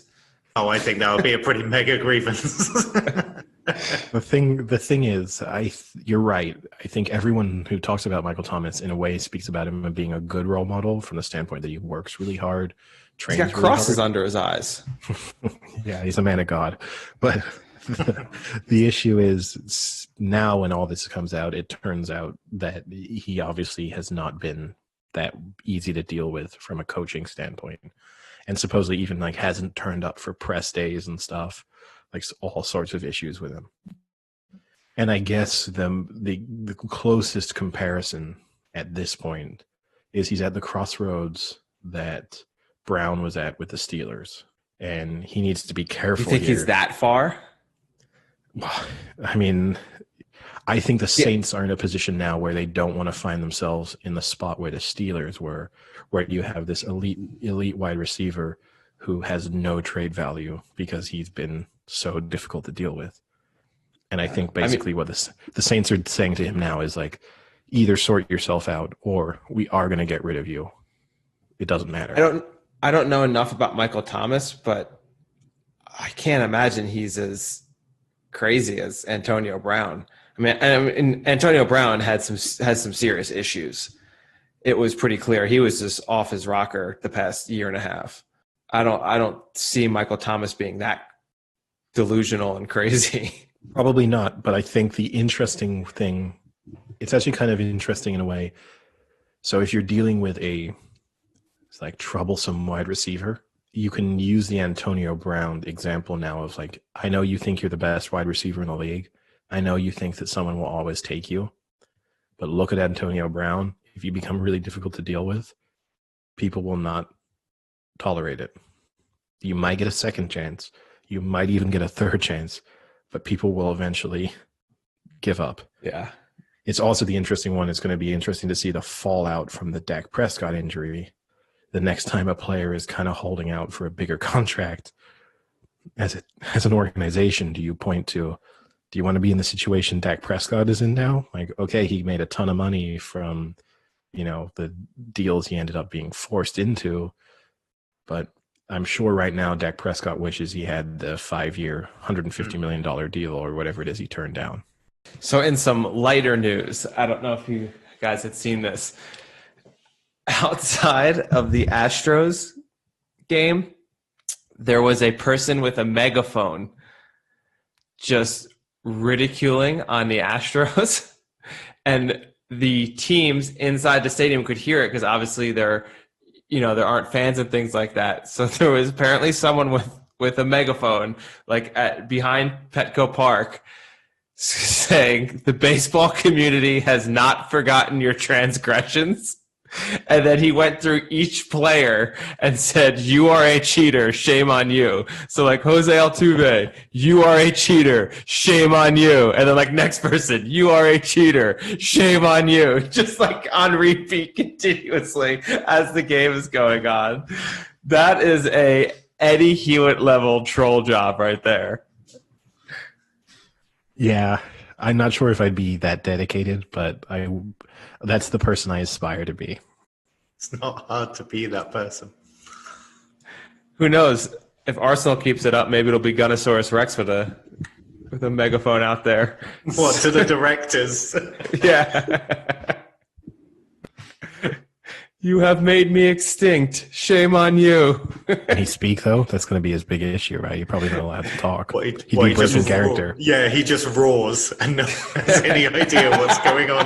I just think, wow, he's so dedicated. He's still turning up, even though he's not even being paid anymore. He's outside the stadium doing his mascot job. He roars, and then he has someone underneath him pull closed captions across his body, so it says what he's saying.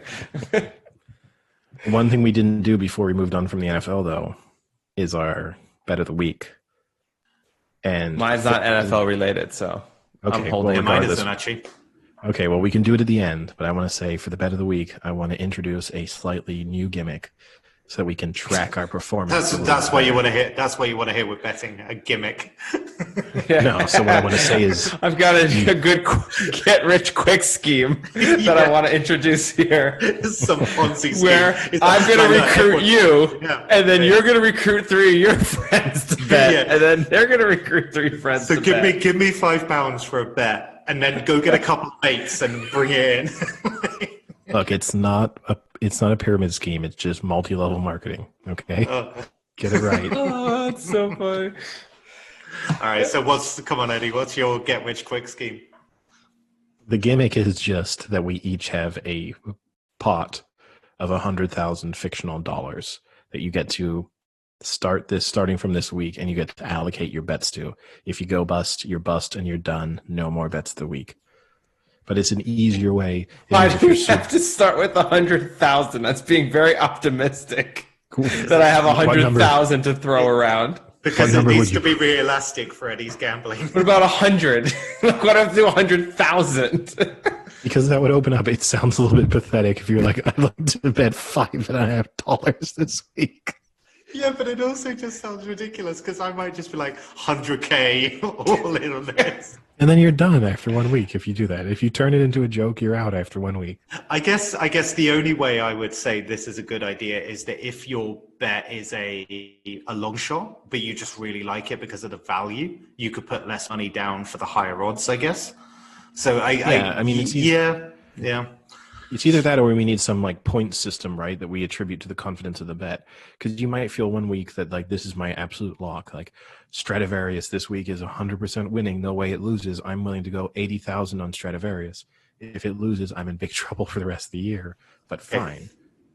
How much would you have put on Enable from that 100 grand?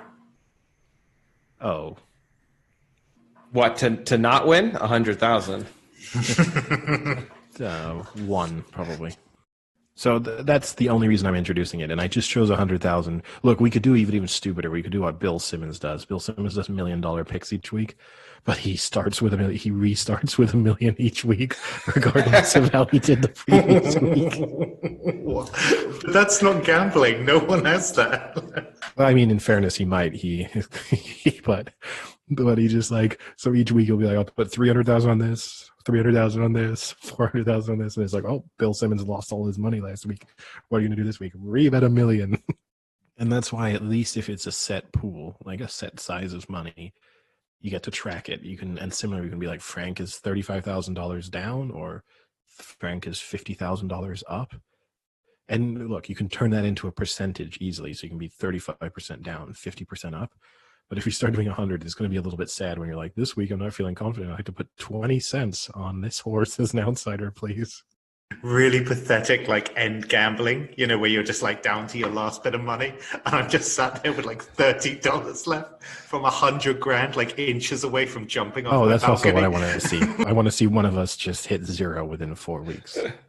It's like when you've run out in your account, but then you see you have like $2.35 in bonus money, and you're like, oh, this is it. I'm gonna turn this $2 in bonus money into 1,000.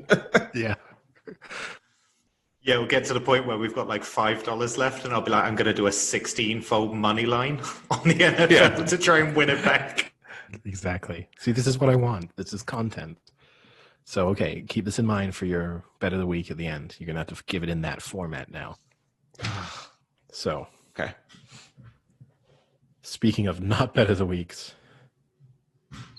we said already this was a good week for the NFL. Also an interesting week in the Premier League. Maybe 2 of the better matches that we've had so far in the Premier League season, with Everton playing Liverpool and City playing Arsenal. 2 matches that have huge implications for the top of the table. So interesting. Sam, maybe get your thoughts. How do you feel going into those? Then we'll get to lifelong Arsenal supporter Frank. See how he's feeling. 2020 being life. So I think it's good to have the Premier League back. International breaks always depress me. Sorry, just for those, Frank can maybe put a picture of his shoes on Instagram after this. But just Frank, the shoes that you just showed us, which obviously are supposed to say Gunners on the back of them, because of the like shoe tab on the back, they just say Gunners. No, they don't. They purposely don't put the G in because they don't want it to be violent in the U.S. They don't want Okay, gun they're like the violence. Washington Wizards. Yeah, okay. Yeah. Yeah, the England Denmark game really upset me about international football. So it's good to go back to club football. And While we're talking about I think just how on earth was that a penalty? you want to explain it for people. For people who didn't see, it was an incredibly dull match. You didn't miss anything really. That being said, England gave away a first half penalty. A moment when I don't know who the Danish attacker was, but he and Kyle Walker were sort of briefly competing for the ball. Pickford came out and collected it. The Danish player sort of fell to the ground as he swung his foot wildly at the ball. Kyle Walker also simultaneously swung his foot wildly at the ball and may have kicked his foot as they were both falling over in a contact that had absolutely no implications for sort of what the end result was. And the referee awarded a penalty. And what I don't get is it clearly wasn't one, but then I also do like the English commentators throughout the match who were kind of trying to almost justify it. Well, when you do look at it from this angle, it sort of looks like it might be a penalty, maybe if you're just from the right angle and at just the right speed. It's like, come on, it's just a really awful decision. Fortunately, it happened in a totally meaningless game. I mean, if that potentially, for example, had happened in a World Cup or something, and that's what knocks you out, it would be unforgivable. Yeah, I didn't really get it. It didn't really seem to change anything to do with the shot, and it wasn't. Pickford, it wasn't. There was no intention from Walker either. It wasn't like he was doing anything. They were both trying to do an action on the ball to clear it. It wasn't like he was tackling him or something. It didn't. I'd almost argue that it was just as much, if not more, the Danish player fouling Walker and grabbing onto him from behind. I would have been, if they'd actually just awarded a free kick to England, to me that would have been like, oh, a bit soft, but makes sense. The fact that was actually given as a penalty was just mind-blowing.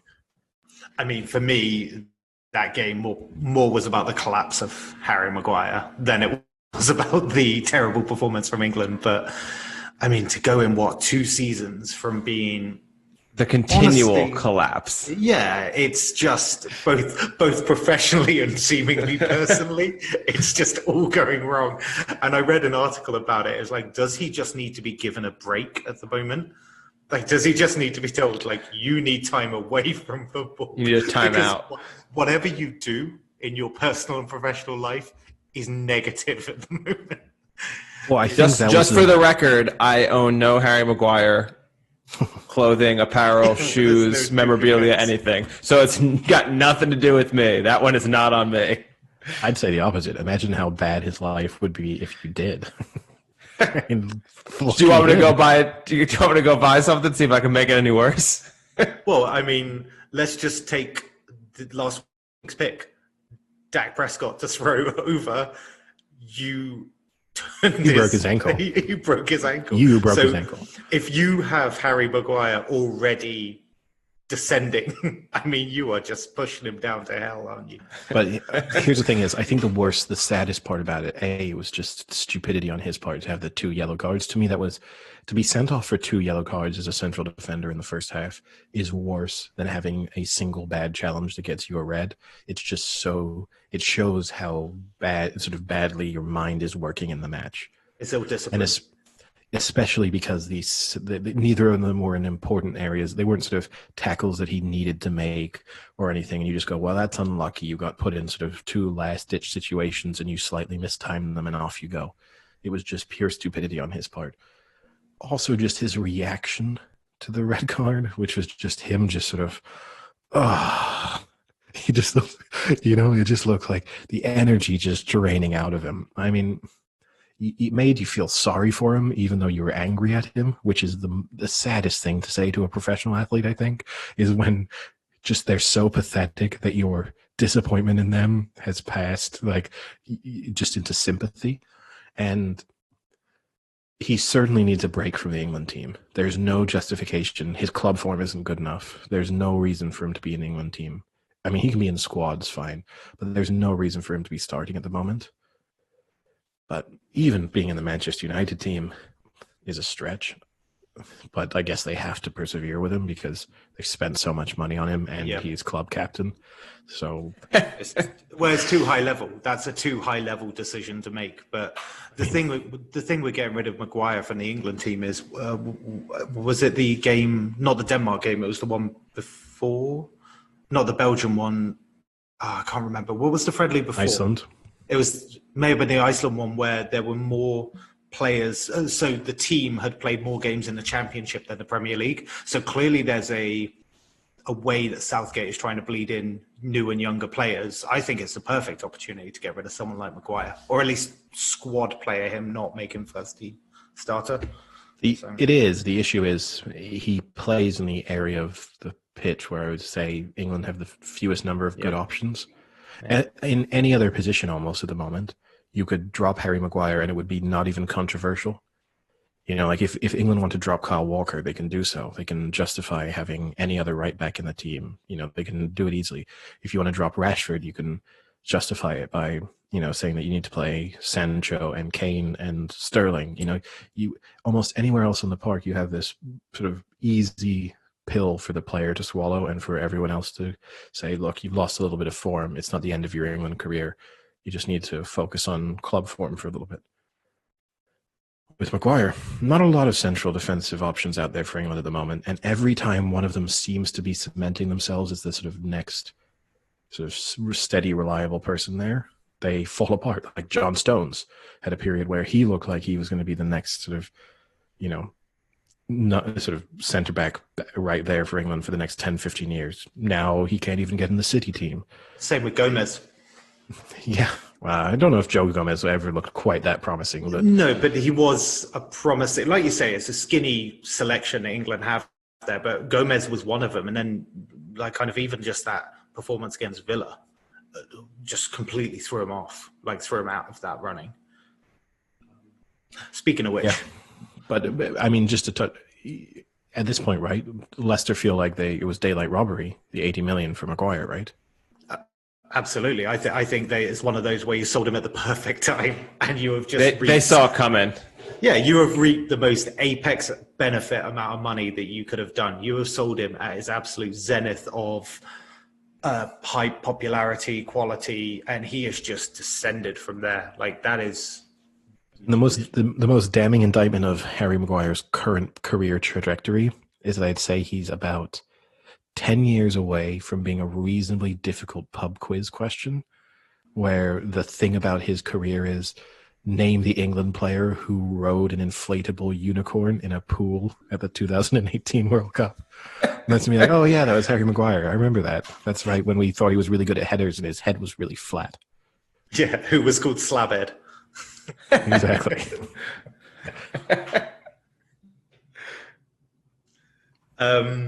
So yeah, the Premier League's back, and two really good games.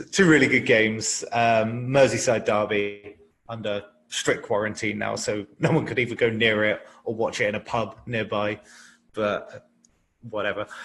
I think I said a couple of weeks ago before the window, international window, that I like the idea of the Everton, Arsenal, and there was another team where it paid something absolutely ridiculous, like a crazy amount of money.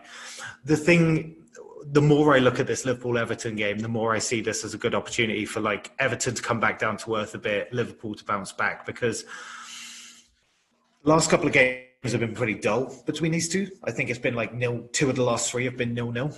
But when you look at the opening four games for both of these teams combined, they've scored 23 goals, and obviously Liverpool have just conceded a lot as well. So I think they're averaging about, if you put that together, it's about 3 a game. I think Liverpool will bounce back. I think they'll win this one. I think in a way they kind of have to. They need to show that 7-2 was an absolute fluke, and they need to put in one hell of a performance here. I think Everton are really good. They're clearly not going to win the league. That might come back to bite me, considering Leicester a few years ago, but there's a bet I really like in this one, and I know you're not a fan of these kind of doubled up bets into singles, Eddie, but I like the idea of their Liverpool winning and over 2.5 goals, because it pays about 6-4, I think, or 7-4. And I think that's just quite a nice thing. I expect there to be goals in this game, and I think Liverpool will win it. So I may as well I'm just getting a little bit more value on it. I don't know what you think. But. I don't hate that, although I probably would prefer the over 1.5. I always think the over 2.5 is just a little bit risky because, you're then hoping that you have at least one goal in the first half. Like if you're 0-0 at halftime, you're not feeling very good. I think Liverpool will bounce back. At least I don't expect them to lose. I'll put it that way. I think Sadio Mane being back for them is a huge boost just because I think he might be their most important player. Even though he occasionally kind of flies under the radar and when people are looking at, how their team is set up. So I think that's big for them. I think they'll win. In a way, I think the fact that Everton are now, they've had the 0-0s, but that's been in situations where Everton have, like last season, were a more defensive outfit. I think the fact that now Everton play sort of slightly more expansive football might play into Liverpool's hands a bit. Now, it's going to be the interesting test to see if Ancelotti kind of perseveres with that going against, a very dangerous team going forward. Mo Salah, one off. He's on 99 goals for Liverpool as well. So you're backing him to get his 100th in this game? Well, I'm sure they'll get like 5 penalties now, and everyone will rave about him again. But, but yeah, no, I think they'll win. But I definitely don't think they'll lose. I'm surprised. I think there's decent value in them. Just to win, there's decent value. So yeah. Last time Liverpool lost back-to-back Premier League games, Eddie? 5 years ago. Yeah. They don't lose back-to-back games. So I mean, unless you're saying draw, I think it's a Liverpool win. And then I really like Arsenal in this next one. I don't know what you think, but I really think if De Bruyne doesn't play, I really fancy Arsenal in this one. Frank, what's the feeling at the Emirates at the moment? The feeling is strong. Dude, Highly strong. Emirates Nation, do they have, what have they been saying? They've been saying thing. A lot. That's a Middle Eastern thing. I mean, what I would say is the value is definitely in Arsenal or in at least like a double chance. What's a double chance right now for them? It's still probably over evens, easy. Oh, for sure. I think they're like 2-1. I think their 6 to win the game. Yeah. So, yeah. Like 2-1 then for a double chance. The issue here is it's a little bit what Sam touched on. It's going to be the injuries for City because is Kevin De Bruyne playing? Is Raheem Sterling playing? You have 2 very crucial players for them who are both and Aguero potentially. Well, I don't know if Aguero is that important to them anymore. Well, you have Aguero and Jesus are both out, right? So I think Jesus is supposed to be back. I think City will win. I think. I actually feel the opposite. I don't think Arsenal are very good defensively, and I think this is a tough match for them. I'm not sure how well suited they are to playing a team like City. I know that they can do what they did last year against a few good teams and sit back and try and hit them on the counter, and they've got tons of pace, and that's possible. But I also just think that you might have the more likely outcome is that City just pick their way through them and score several goals. So I would again. Not something I would opt for with my actual money, but expect there to be sort of over 2.5 goals and a City win. Okay. I think Arsenal, the way they beat them in the FA Cup last season in the summer is exactly how they'll win this game again. I think they're better defensively, and I think they do look a lot more disciplined under Arteta. This is what I find interesting, though, is that I think the great thing about having Arteta is that he will know more about Guardiola's strengths and weaknesses than most in terms of the internal knowings of how he set up a team, how they're playing, etc. And I think that counts for something. I think if Arsenal do win this game, and I like them to do it, they'll win it in exactly the same way as the FA Cup final. And for that reason, there's a good amount of value in Aubameyang to score any time. So he's just under 2-1. So he's about 17-10, I think, the last time I saw. So that would be my bet. So history suggests that this is not a good matchup for Arsenal. They notoriously do terribly against the top sides. But in recent, under Arteta, they've beaten Chelsea, they've beaten Man City, and they've beaten Liverpool twice, actually 3 times now because of the League Cup. But so there does feel like that's getting corrected. And for that reason, I'm hesitant to take Arsenal at the 6-1, even though I think they'll win. I'm more inclined to say that Aubameyang scoring any time is the better value. So my double or my bet, I'm ignoring the NFL because I think they're good matchups, but there are a lot of tough ones in it. My double is Aubameyang to score any time and Liverpool to win and over 2.5 goals. And I think it pays is 6-4 and 17-10. So I think that pays about 3.2, I think. Probably have to work out the exacts, but that's my double. That's your actual bet of the week, or that's just your pick for this match that you won't actually be betting? No, I think that's my bet of the week. I really like it. And now that we've got this fake money, I wouldn't put a huge amount on it because obviously there's good odds on it, right? I don't need to put as much on to get good returns. But yeah, that's my bet of the week is Aubameyang to score any time and Liverpool to win and over 2.5 goals. As a parlay or as over 2.5 goals? Goals? Over 2.5 goals in both matches, or over 2.5 goals in the Liverpool-Everton match? Yeah, so there's a mixed bet you can do where it's Liverpool and there to be over 2.5 goals in the game total. Yeah. And then the other one is just Aubameyang. It was unclear over which one you were taking the over 2.5 goals in, if you see what I mean, because you're picking 2 different matches. Got you. Okay, so over 2.5 and Liverpool to win as one bet, and then Aubameyang to score any time is the other bet. And I'm taking that as a double. Okay, interesting. How much of your now fictional 100,000 or real 100,000, I don't know how confident you are, do you want to put on your bet of the week then? I'm definitely not putting on my own money, which sounds like I'm not confident, but fictional money, I want to put on like $5,000. I don't think I need to put that much on to win a fair amount back. Okay, so 5,000 on that as your bet of the week. If you win, would return 29,900.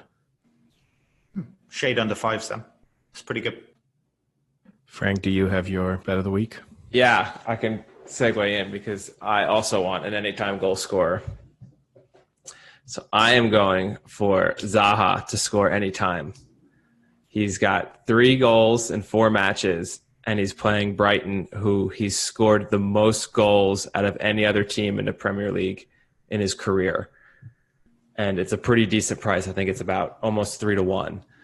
So for someone who's already, hitting the back of the net, playing a team he seems to feel comfortable scoring against, I think it's a pretty good bet. Yeah, he's 5-2 anytime goal scorer. Love it. So how Book much me of your... for $10K? Wow. Okay. And my bet of the week is going to be, I guess, more typical for me. I'm going for an NFL fourfold. I am going to do the Vikings, Ravens, Colts, and Patriots money line.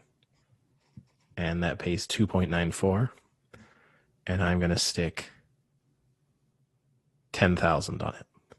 Oh. So interestingly enough, if we all win, we will have very similar returns from our various bets. That's why I picked mine, so I could be even with Sam. Yeah, we basically, if we all win, we basically come out around about the same level of each other. Now, admittedly, if we all lose, Sam's 5,000 up. Right. Any other stories from the world of sport? I guess maybe worth just touching on the fact, our little horse racing segment. We've got Champions Weekend at Ascot this week, a couple of good races. The highlights of which, I suppose, are Stradivarius back to the preferred distance, back to being a stayer. So interesting to see if you both think bounces back in what maybe not ideal conditions, because it might be a little bit heavier than Stradivarius would ideally like.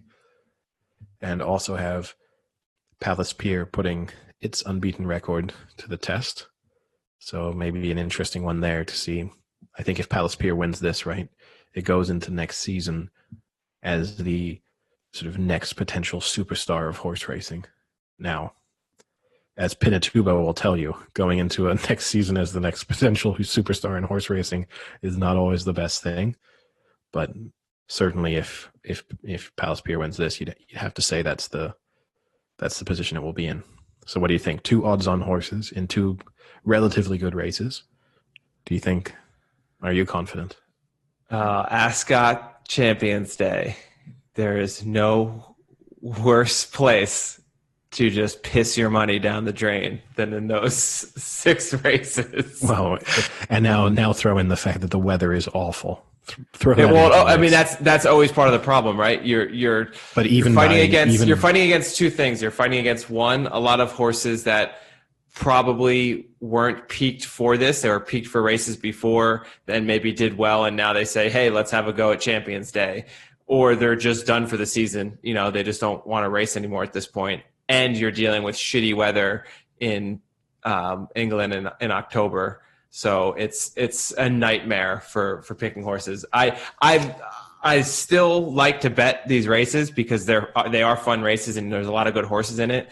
But you can get murdered in these bets because a lot of times you'll have that horse whose favorite just is done for the year, runs a shitty race, they write it off, no one cares, and a 14-1 horse hasn't come close all year, you know, picks it up and wins. Mm. Having said that, I don't think you can go against Stradivarius. It did race 2 weeks ago now, 3 weeks ago.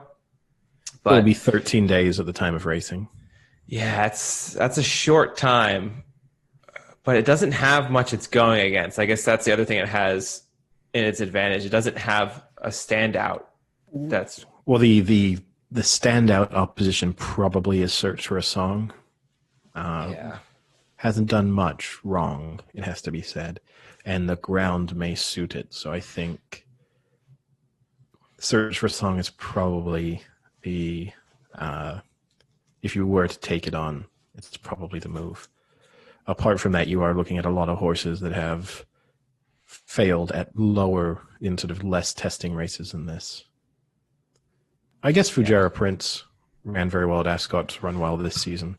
But hasn't ever come close to this distance, so yeah, that's going to be an issue. No, given all those, I think there is a question mark a little bit over Stradivarius, just because you think it was being primed for the arc and for a mile and a half, and now stepping back up. So even though it's clearly the best stayer around, maybe this will not be the best time for it to race, and the ground is going to be incredibly heavy.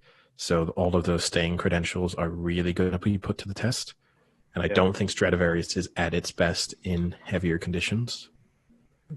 But I also feel like this year we've kind of, not us, because we've been confident in Stradivarius in all of the races over this distance, but sort of collectively as the horse racing community, in a sense, have done our best with Stradivarius to talk up all of its opposition and talk up all of Stradivarius's weaknesses.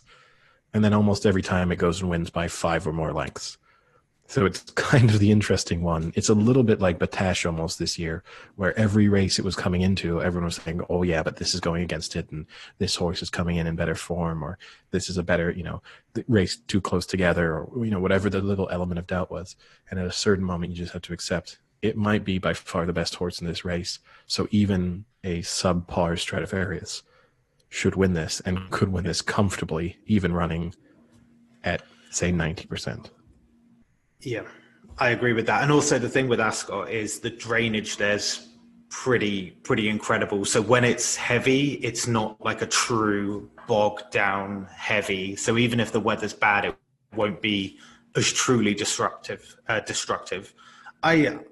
think this is a worse race for it. But just out of interest, was Stradivarius already confirmed for this pre-arc? Did they already say it was going, or was it a poor? So it was what they may consider as it didn't run fast enough, well enough. No, I don't think so. So for example, when you looked at the anti-post odds for this race pre-arc, which I'd kind of been keeping an eye on, because I contemplated throwing it into a few things. So I was always just kind of seeing it drifted a little bit going into the arc. I think it was 6-4 for this on an arc day, for example.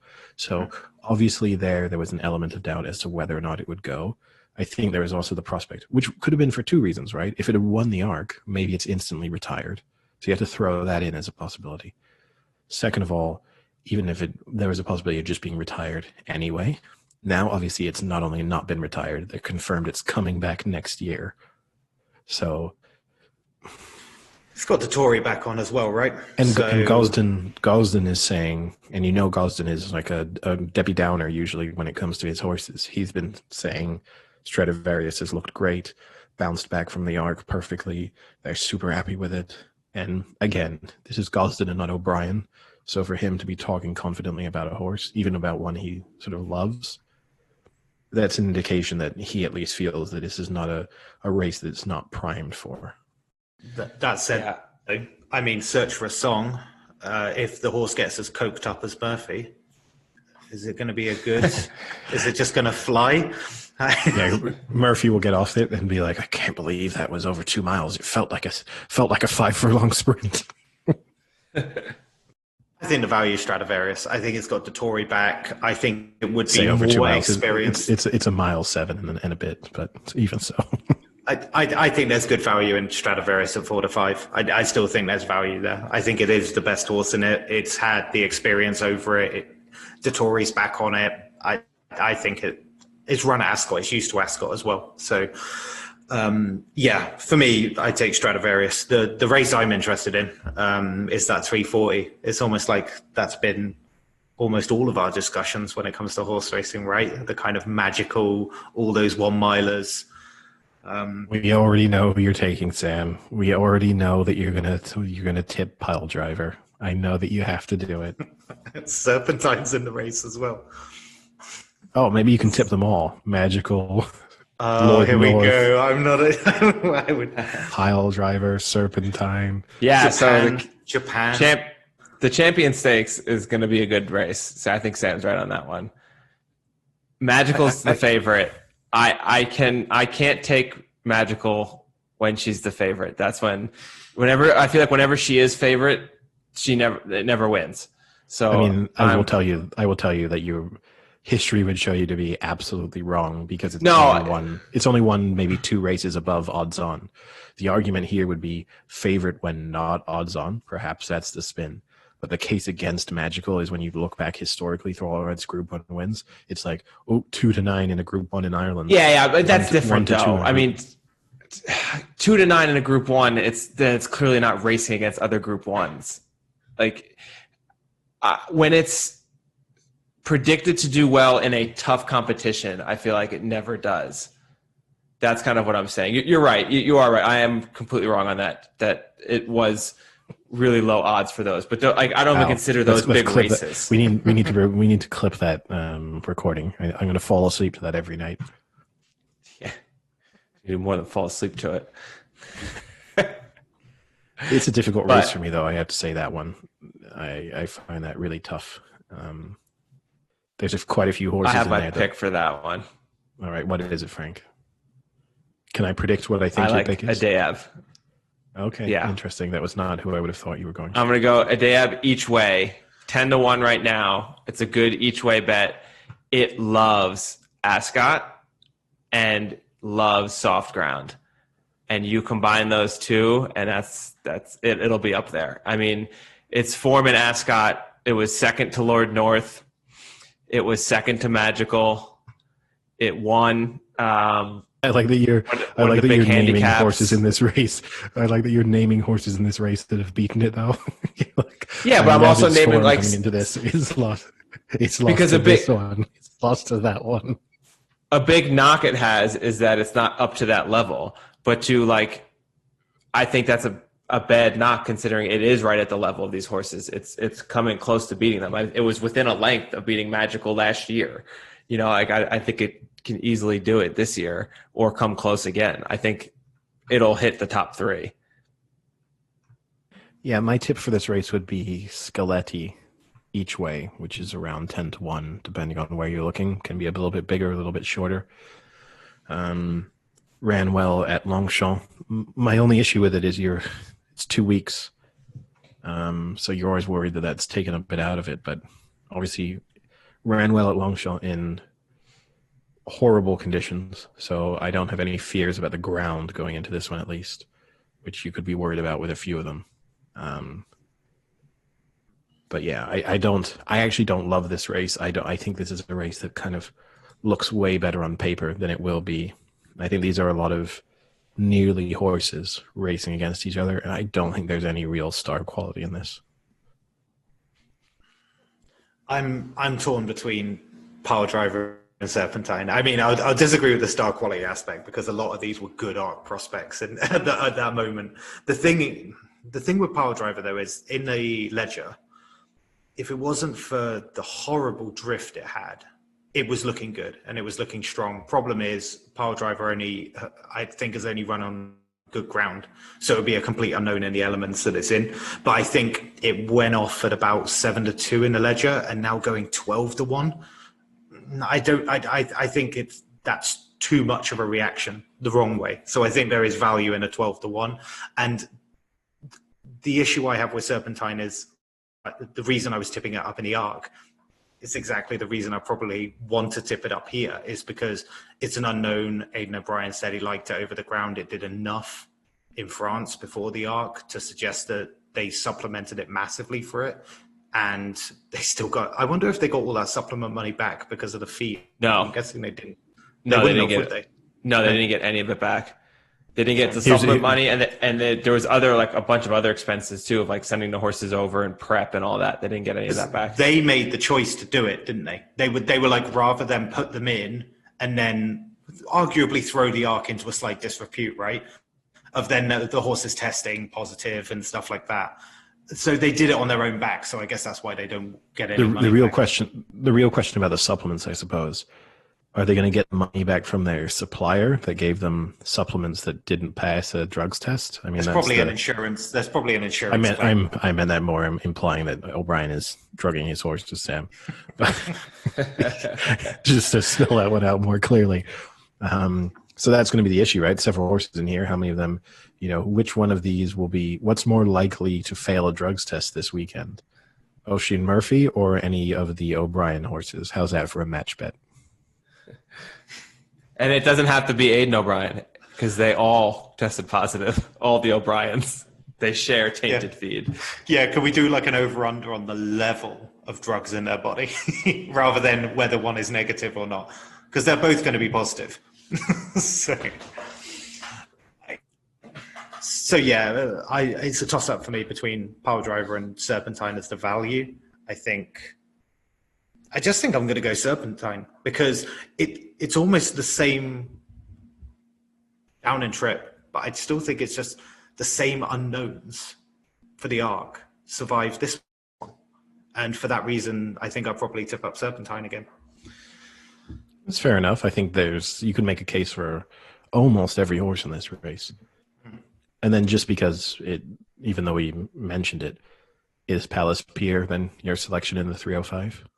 I actually don't know enough about it, but I mean, well, you've got you've got Nazif racing in that one, which is always the interesting horse because it's a horse that almost always wins and yet is very rarely priced at under sort of 6-1. So you have a Nazif at 12-1, a horse proven that race in tough conditions. Also a horse that will always run its race. So in a way, Nazif sort of each way would tempt me more than 4-6 on Palace Pier. But, lots of other sort of interesting Circus Maximus there, another horse that Frank loves, another horse that always runs its race. I do love Circus Maximus. I think this is a good. Yeah, this is a stay away because if Palace Pier is as good as it should be, it should dominate this field. But you could run into what we were saying, end of the year, not ideal conditions. Who knows if it's been prepped for this? I mean, it does look like it has been, but who knows?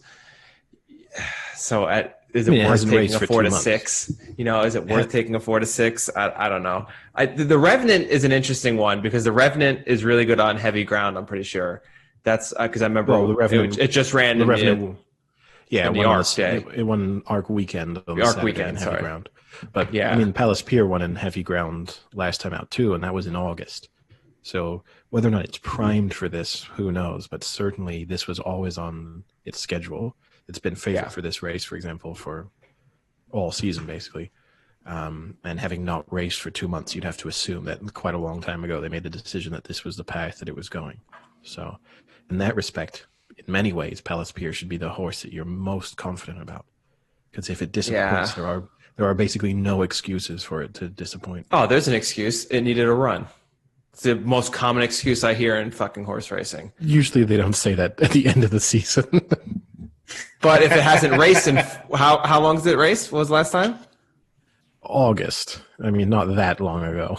Not long ago enough that It doesn't come off fresh. Needed a run. It's never lost, so it must come off fresh because it's got to win. It's got to win the first race of the season every year. 2 years in a row, it's obviously won its first race of the season. The only other horse I really like is Dream of Dreams in the sprint. I'm questioning whether I want to put additional of my 100K on that. Two reasons I think there to be a little bit wary. One, already sprints to me are always kind of rolling the dice a little bit unless you have real star quality that you're certain of.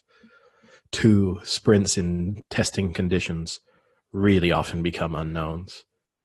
And then three, a lot of horses in that race that should scare you for one reason or another. I mean, the Tin Man still chugging along, appearing in that race, the horse that we've followed for years. Eddie, who's going to live longer, the Tin Man or the Tim Man? I'm not even going to say live longer. I'm going to say what happens first. Tim dies or the Tin Man retires. That will be a good prop bet. Tin Man versus the Tim Man. But he, one master, obviously coming off, a pleasing arc weekend for it. Starman, who's won every race, could be anything at this point. And then just a bunch of, are you taking Dream of Dreams or Chief of Chiefs? I'm taking Dream of Dreams. I do like the Chiefs of Chiefs. Why don't you could do the Chief of Chiefs, Chiefs double. Just 66-1 and whatever the Chiefs are to win 1-2 or whatever. How disappointed would you be if Chief of Chiefs wins? You get the 66-1 in on the Saturday and then the Chiefs lose to the Bills. That would be shitty. Speaking of the Chiefs, I just saw that they're signing Bell. Really? Yeah, that just popped up on mine too. Wow. That seems a somewhat unnecessary signing for them, but obviously it just gives them even more weapons. Eddie, I saw Brando was running in that race as well. That's another ancient horse. Yeah, a few interesting too from sprinters to see these sprinters kind of holding on in top level races. Quite, yeah. Because you've got Chief of Chiefs is 7, Brando's 8, the Tin Man is 8. It's crazy. It's crazy how these sprinters do it. One master is 6. So. Did you? I saw Frankly Darling was running. That's this season that has quickly become another Japan. It's so. After that, it lost by it was about 12 or 13 behind Love. You can't back it anymore. Yeah. After that Royal Ascot and how promising it looked, you just I think on it now as well. So it just. I don't want to overreact to the Frankly Darling because it's only 2 races, right? So. And being thoroughly beaten by Love may be a result that doesn't age that badly, depending on what we see from Love in the future. But yeah, it's definitely a fall from grace from a horse that kind of looked like it might be one of the stars of the season to now being a horse that just kind of competing in Group 1s. And undoubtedly will win a couple. I'm sure next year it will win the odd race, and you'll kind of be angry at yourself that you didn't back it. It's fallen into that category of when it wins now, it's just going to be upsetting. Like, for example, if it wins this weekend at 12-1 and you do look at that race, there's not a huge amount of star quality there where you would say, oh, I can't believe it beat that horse. Antonio de Vega, sure. Wonderful Tonight, sure. But fundamentally, they're all horses that you would think maybe Frankly Darling could beat. So it's one of those, if it wins on Saturday, feel a little bit upset. But the fact that Dettori has switched to the other Gosden horse, clearly a reflection of what they think of it. Exactly. It's always bittersweet, the Champions Day, because obviously it signals the end of the flat season, but jump season, I actually prefer in elements. I almost prefer it. I think the thing I like about the jumps is that you get more sort of big name star performers appearing midweek. So almost every day you have that kind of one race to keep an eye out for, because you'll have some race, you'll have a top horse racing in a random race at Huntington on a Wednesday.